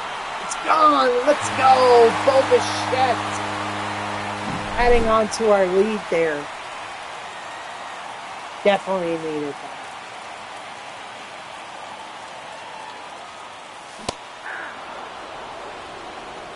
Oh, one's the count.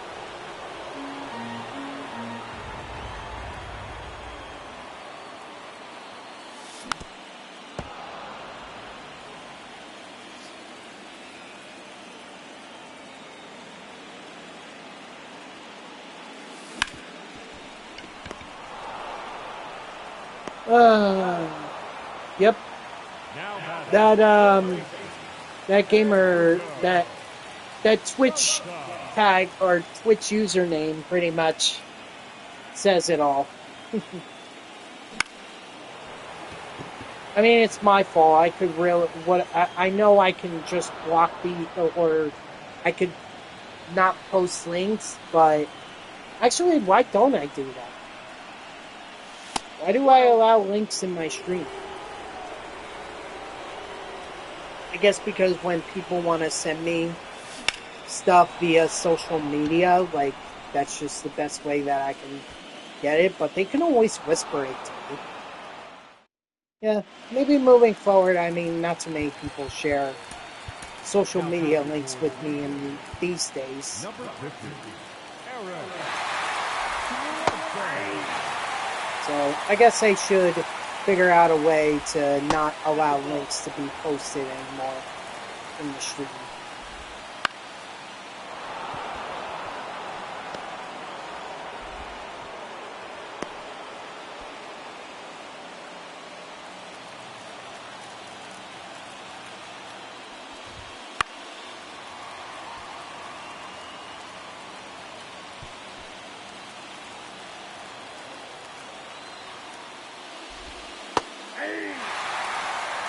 No ball, 2 strikes.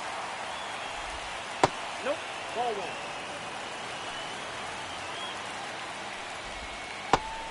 Strike 3, sit down.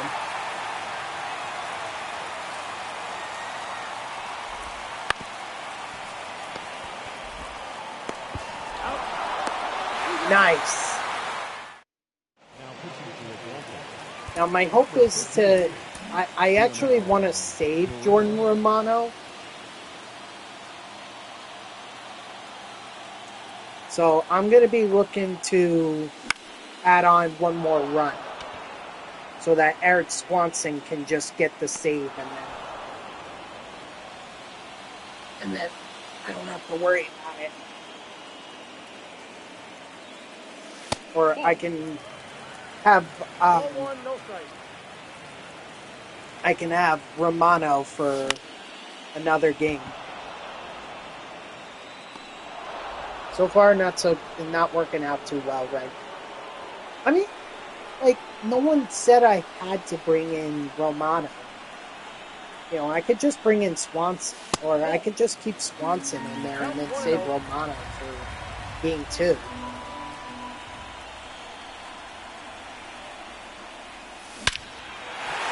Never mind. Drury's just gonna answer that or solve that problem for me.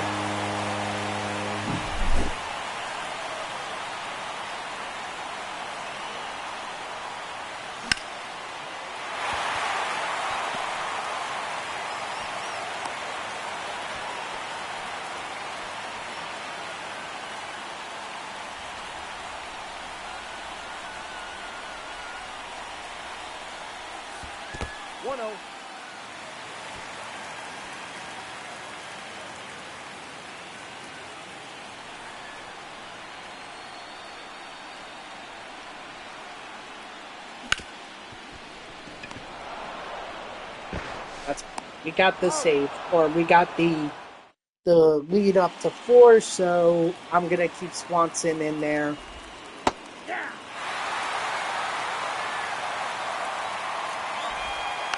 And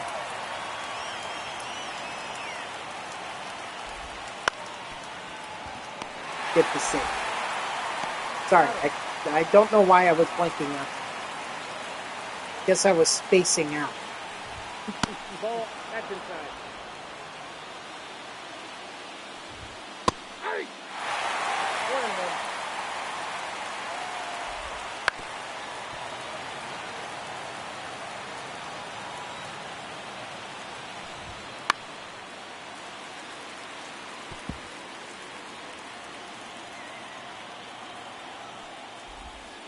That's ball 2. 2-2 is out.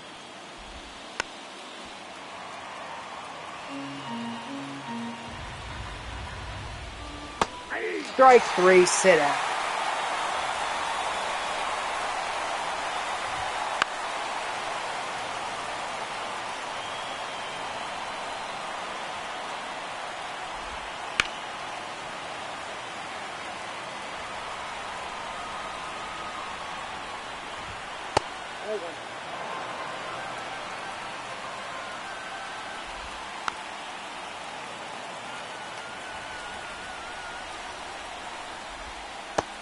Strike 3, sit down. All right, great. Swanson got the save. I saved Jordan Romano for game 2. Pretty good.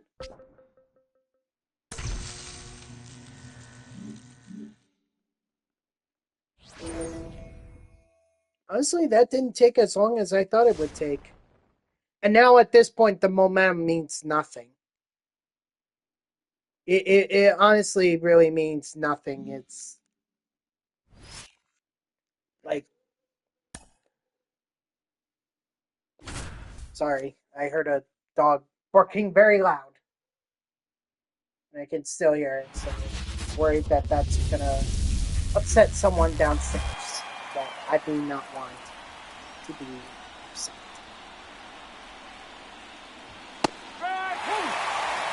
Hopefully this ump is better at calling balls and strikes than the one in that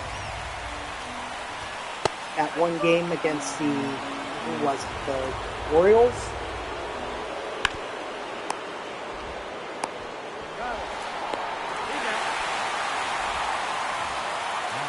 Either way,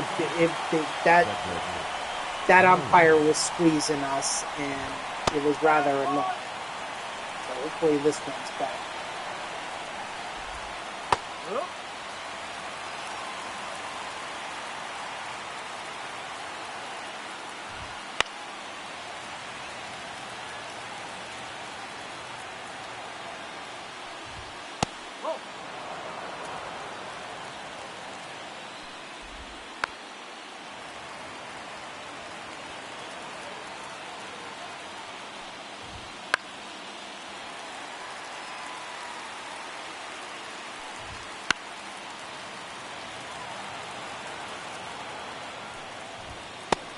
Strike 3, sit down.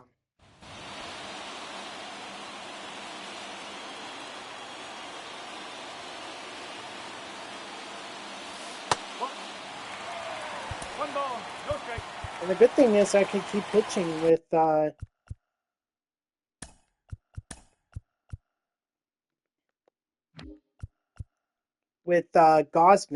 I might as well save my relievers. Why not? Unless he gives up a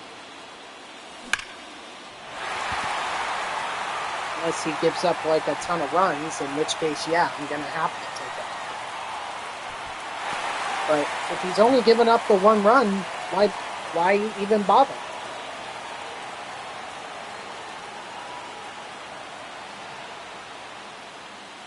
That's the ball.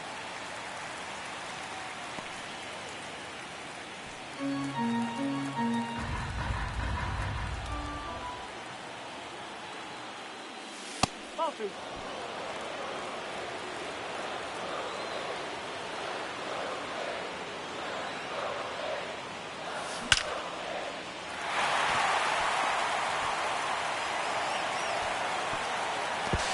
And he's safe.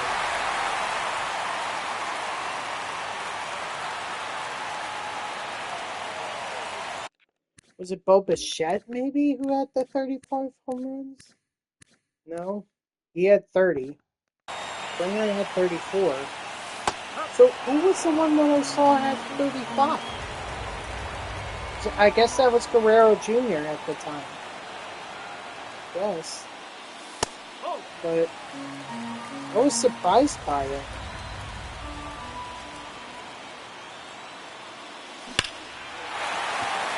Is that fair? Nope.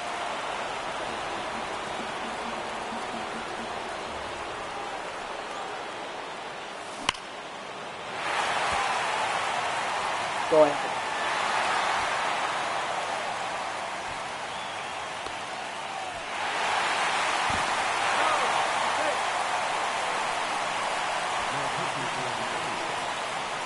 Put the beat down on the Baltimore Orioles. Don't even give them a chance.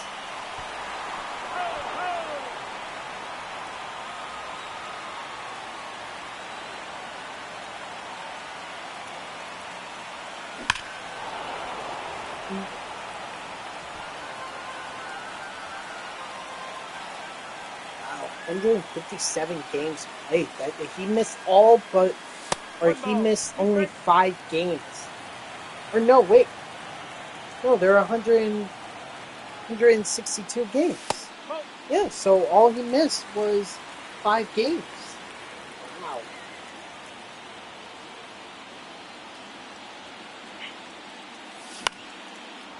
It always amazes me whenever I see players end up like playing close to 162 games. It always amazes me.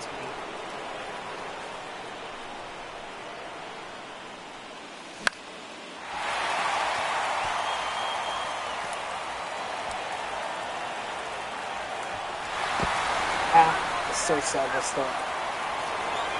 I got too greedy there. But you know what? With a 4-run lead, I think I've earned the right to be greedy.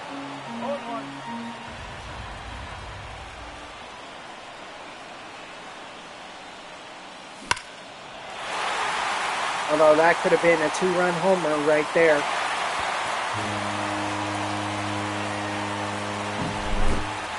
Would have been a 2-run homer.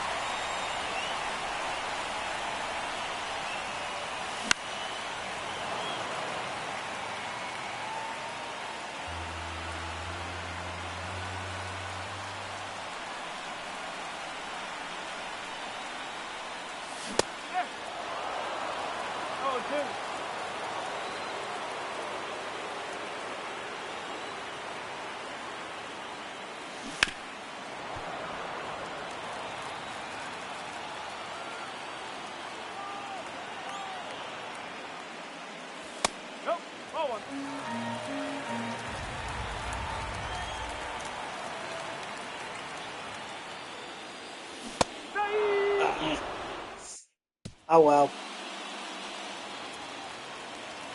Go ahead, Gosman. Pitch to your heart's content. No ball. 1 strike.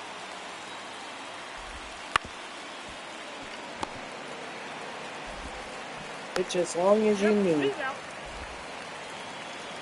Honestly, I don't see why. Well, he's going to get a quality start. Should I just get him the complete game?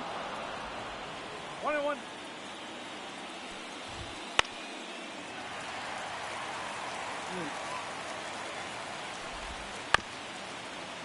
I mean, I don't feel like there's any reason for me to bring in anyone else.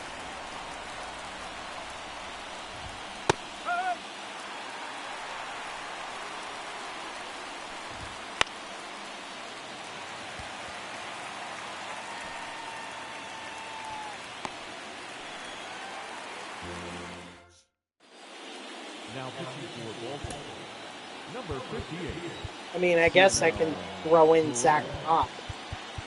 Just if Gosman gets tired. That's the thing. If Gosman is tired, then I'm taking him out. If he hits the red, he's coming out. I'm not even taking a chance with him.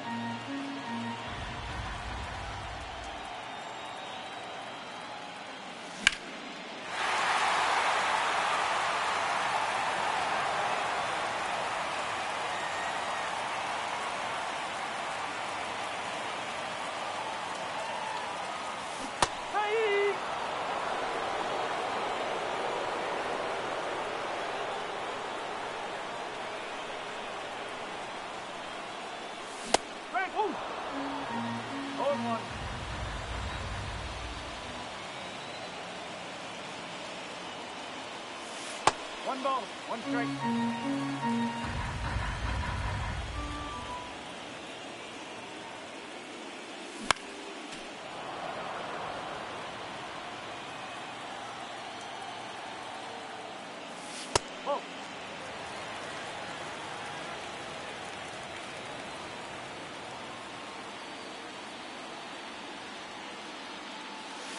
No count.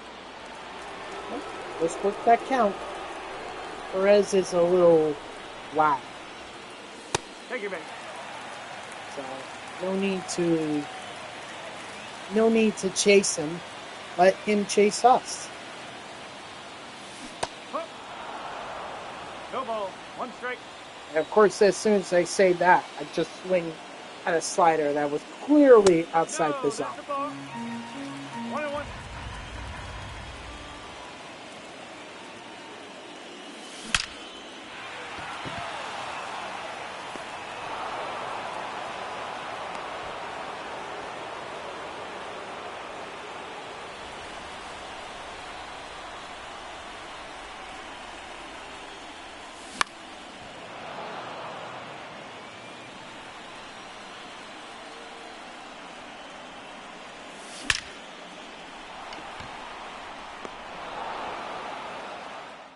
That's all.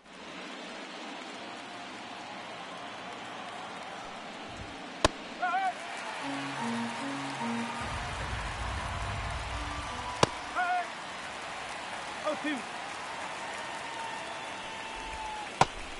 Strike 3, sit out.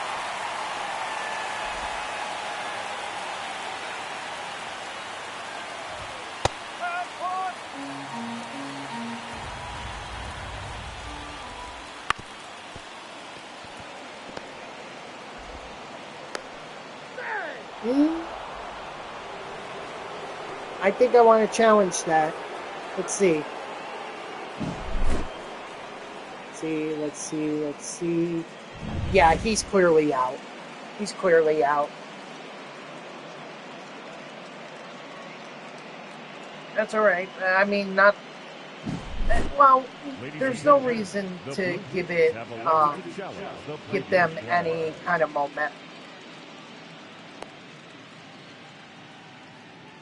What, they gonna say he was off the bag?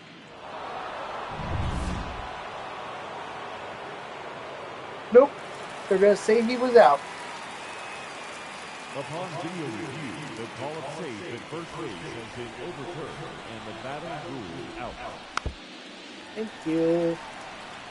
I know it seems meaningless, especially since we have a 5-run lead to work with, but you can't give Baltimore, or any team, quite frankly, any kind of momentum. Ball.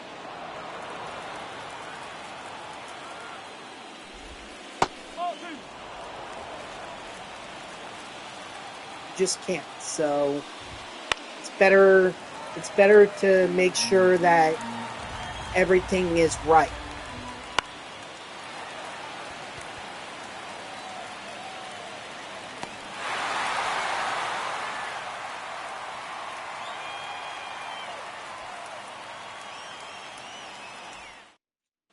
Sorry, it's just my sisters texting in the group chat. What else is there? Now pitching for the Orioles, number 46, Craig Kimbrell.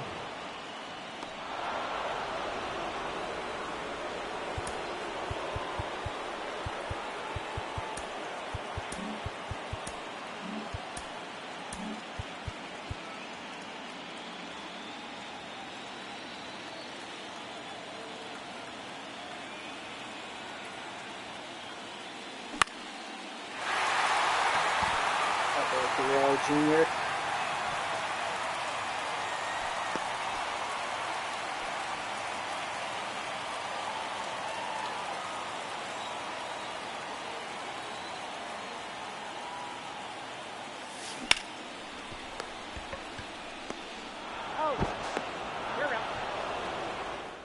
Of course, it doesn't matter because Sosa's just going to ground into a double play. Up.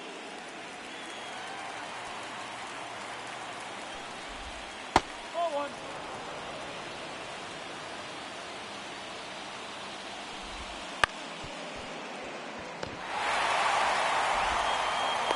He's out.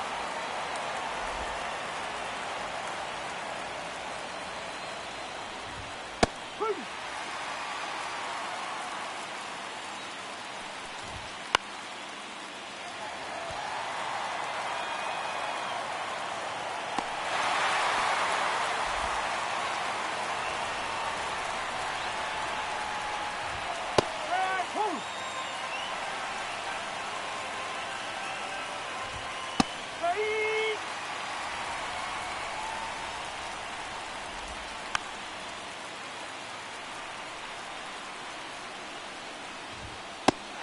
strike 3, sit out. All right, there we go. We are 1 win away from advancing to the ALCS. Kevin Gausman with an absolute gem of a game. 9 innings, 1 run, 10 strikeouts. Doesn't get much better than that, other than a complete game shutout, no hitter, a perfect game, that kind of stuff.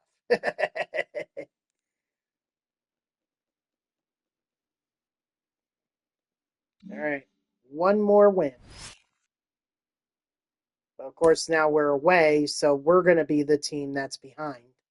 And look at that. The Dodgers and the Atlanta Braves, they finish off their series. They are in the NLCS, awaiting for us to finish our brackets.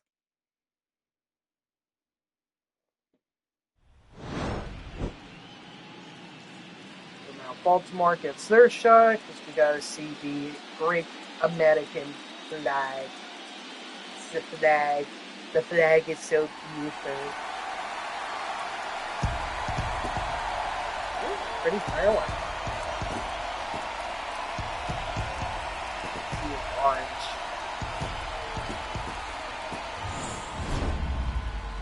Well, they didn't really show the flag. They only showed the fireworks.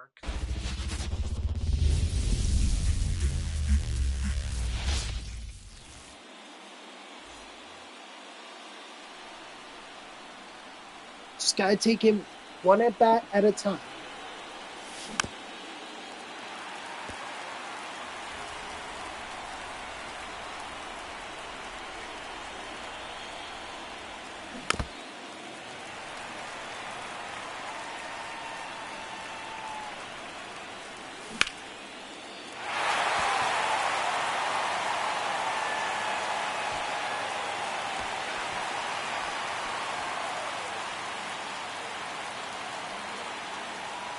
Now that second baseman, Brandon Drew.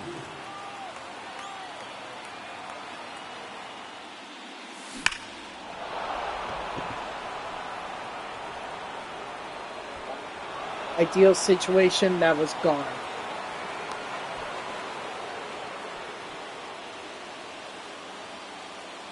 The batter, the center fielder, Kevin Silver.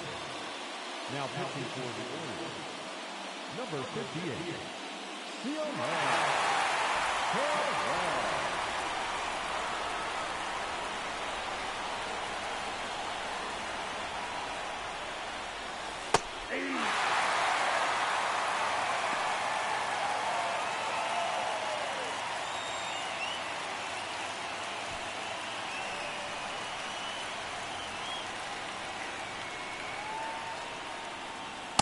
One.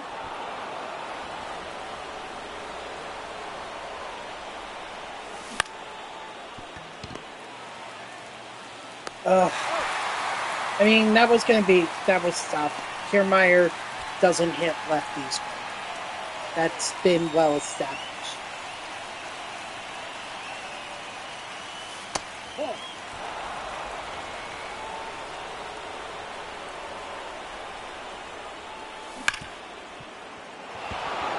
No, I can't risk it. I can't. The batter,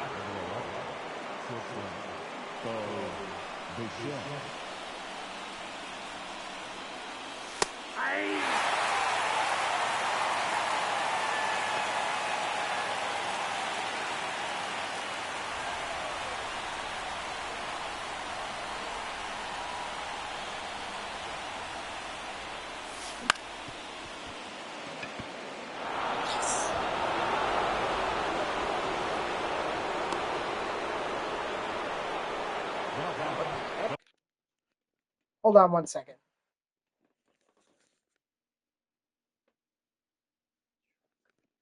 Of course. Sorry, there's just a very noisy truck outside. By noisy, I mean the driver is literally blasting his stereo for no good reason. I don't understand why people like to do that. They like to blast their stereos. It's like, On the F down. Seriously. 0-1's the count.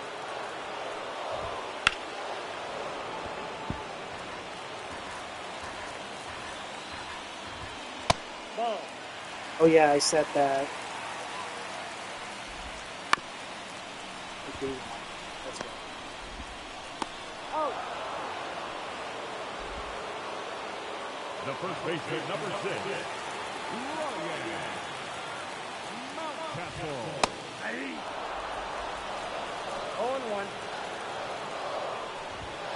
0-1. 2 for 19. Ryan Mountcastle does not like facing barriers. Make it 2 for 20. Got him.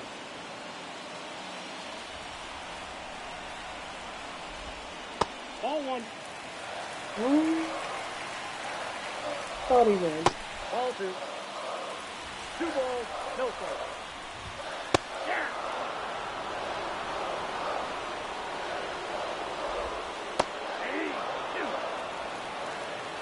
Oh, pitch. They're calling for the slave.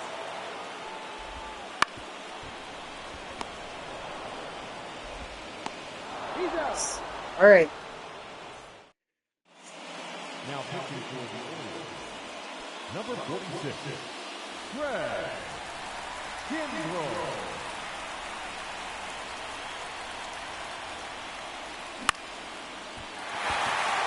And of course, Sosa is going to pop up.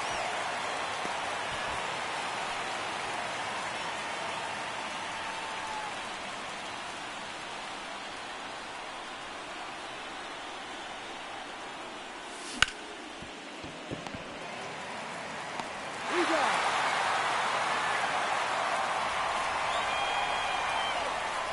They can only give Barrios one more inning, so I certainly hope that Vogelback manages to get a run here somehow. Home run preferably, because I know he can run. He's got 2 speed and 1 steal.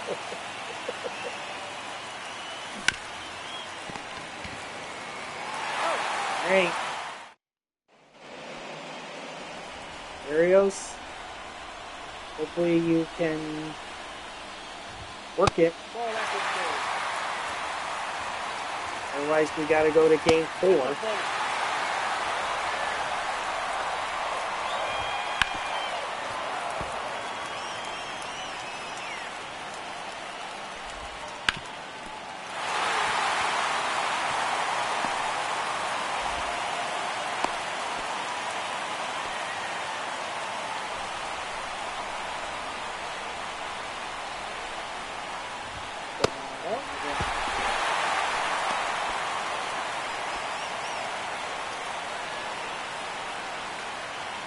May have 79, and he may have 43 steal, but that doesn't mean that his speed still makes him a threat. Hey. 1 ball, 2 strikes. He may not be pushing it right now. I mean, there's no reason for them to be aggressive at this moment. They have no outs to work with.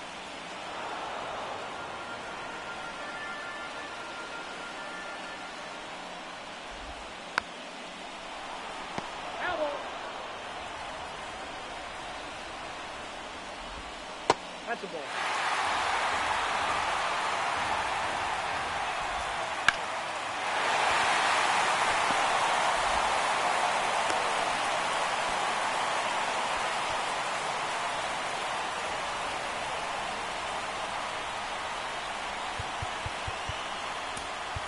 Now pitching for the Blue Jays, I really wanted to give Barrios the win, but he just wasn't going to do it.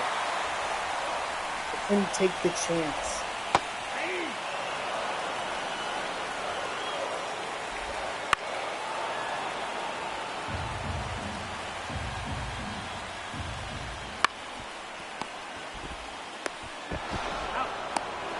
Well, at least it won't be a squeeze bunt at the plate.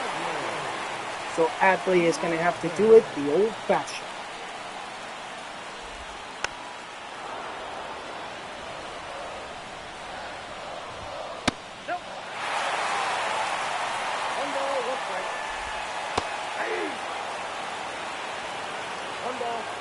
strikes.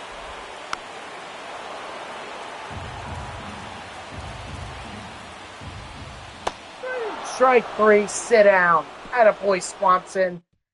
Yes, sir. Now playing center field, number 3.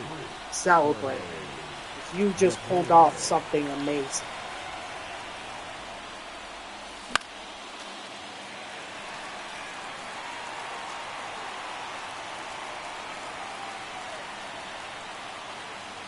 One and one.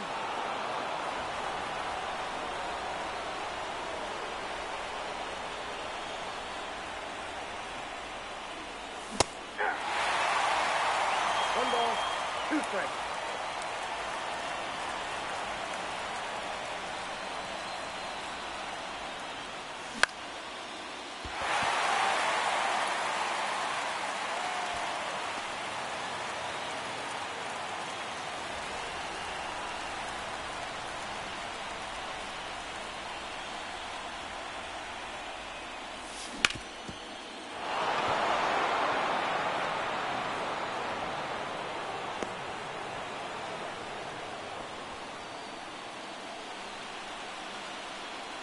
I mean, look, is it the worst case in the worst case scenario if we have to go to game 4?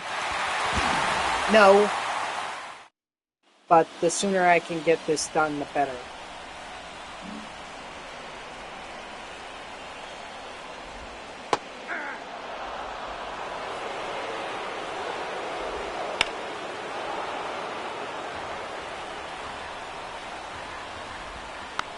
At least in the playoffs, they don't have the ghost run.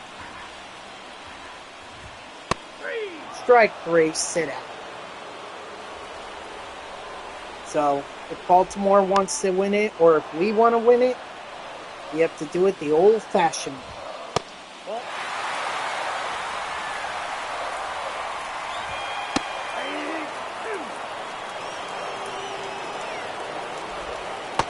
Strike 3, sit out.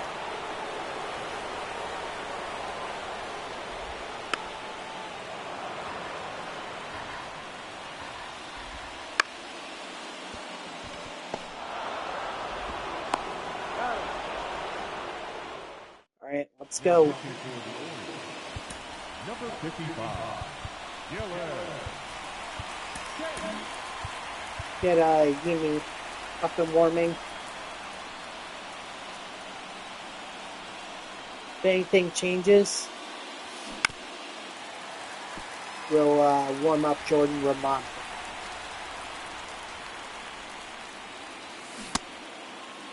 Did he go?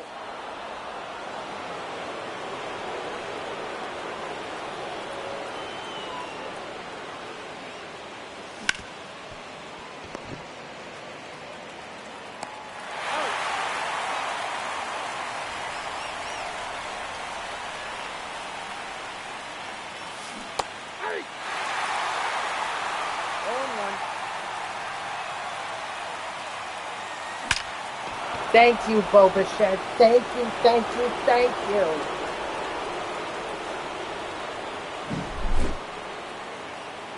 Hang on. Got time. Alright, Yumi, sorry. But you gotta sit down. Because Romano's gonna come in and get us to save. Advance us to the ALCS. Of course, we can always add on. That would be great too. In fact, that's what Guerrero Jr. is going to do for us. Nice. Now pitching for the Orioles, number 33, Brian Baker.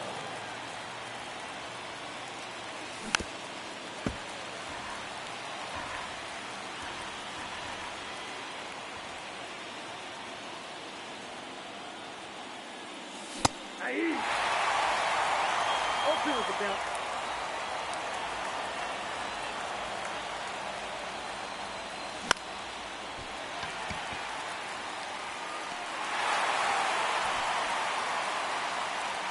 The catcher, number 9, Danny Johnson.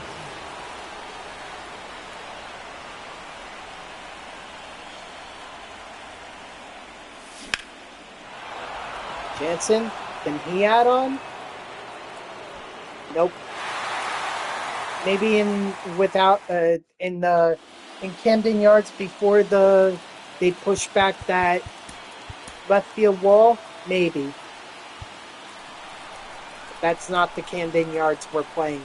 Now pitching for the Eagles, number 68,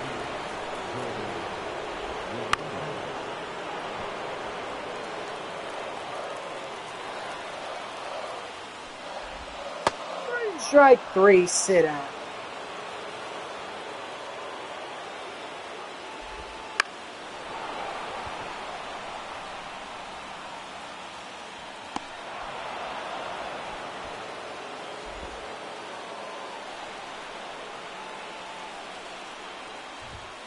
Nope, outside.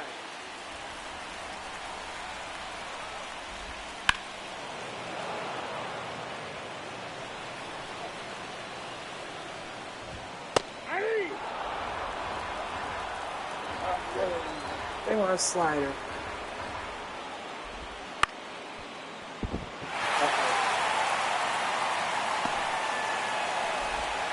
Maybe I can get the out here. I do it! There we go! The Toronto Blue Jays are moving on to the ALCS. Got too greedy there. Got too greedy. I mean, they really didn't have much of a choice. Like, if they wanted a chance, they had to go for it. It was either go for it and be on second, or be out and have your season end right then and there. So, I don't blame them, but yet, I'm not surprised that that was the result. So there we go. We are officially on our way to the ALCS. Who will we play? We're about to find out.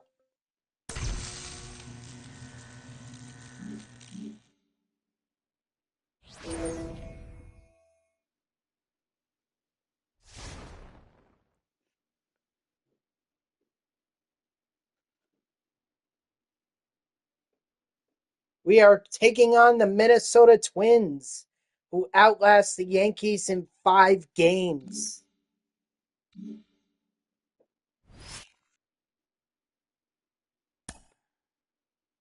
Okay. But unfortunately, guys, I'm going to save that excitement for tomorrow. So thank you to everyone who tuned in, even if it was only for a moment.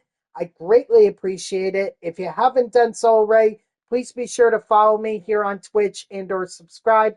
Either one would make me a happy person. If you're watching this on YouTube, I thank you so much for tuning in. I hope that you liked the video and subscribe to my channel.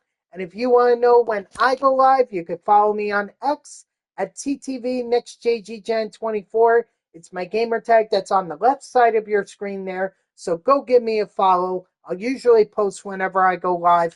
You can also turn on notifications here on Twitch. That way Twitch sends you an email every time I start a stream. So honestly, I did not expect to get through the ALDS. I thought maybe the second half would take me a little bit longer, but I'm glad that I got through the ALDS, because that means that the ALCS, all I have to do is the ALCS and the World Series, and those are like 8 games right there. You may not think that or 8 wins rather. That's 8 wins. And you may not think that that's a lot, but believe me, if you constantly coming into a game in the 6th inning, like we're going to do for game 1, it takes a while to finish. It really does. So I think I'm going to be a lot more comfortable with where the game will, with how this will end tomorrow. And then it's just a matter at that point of figuring out who the next team is going to be. So I hope you'll tune in tomorrow, Friday at 3 p.m. Eastern. And until then, guys, have a good night.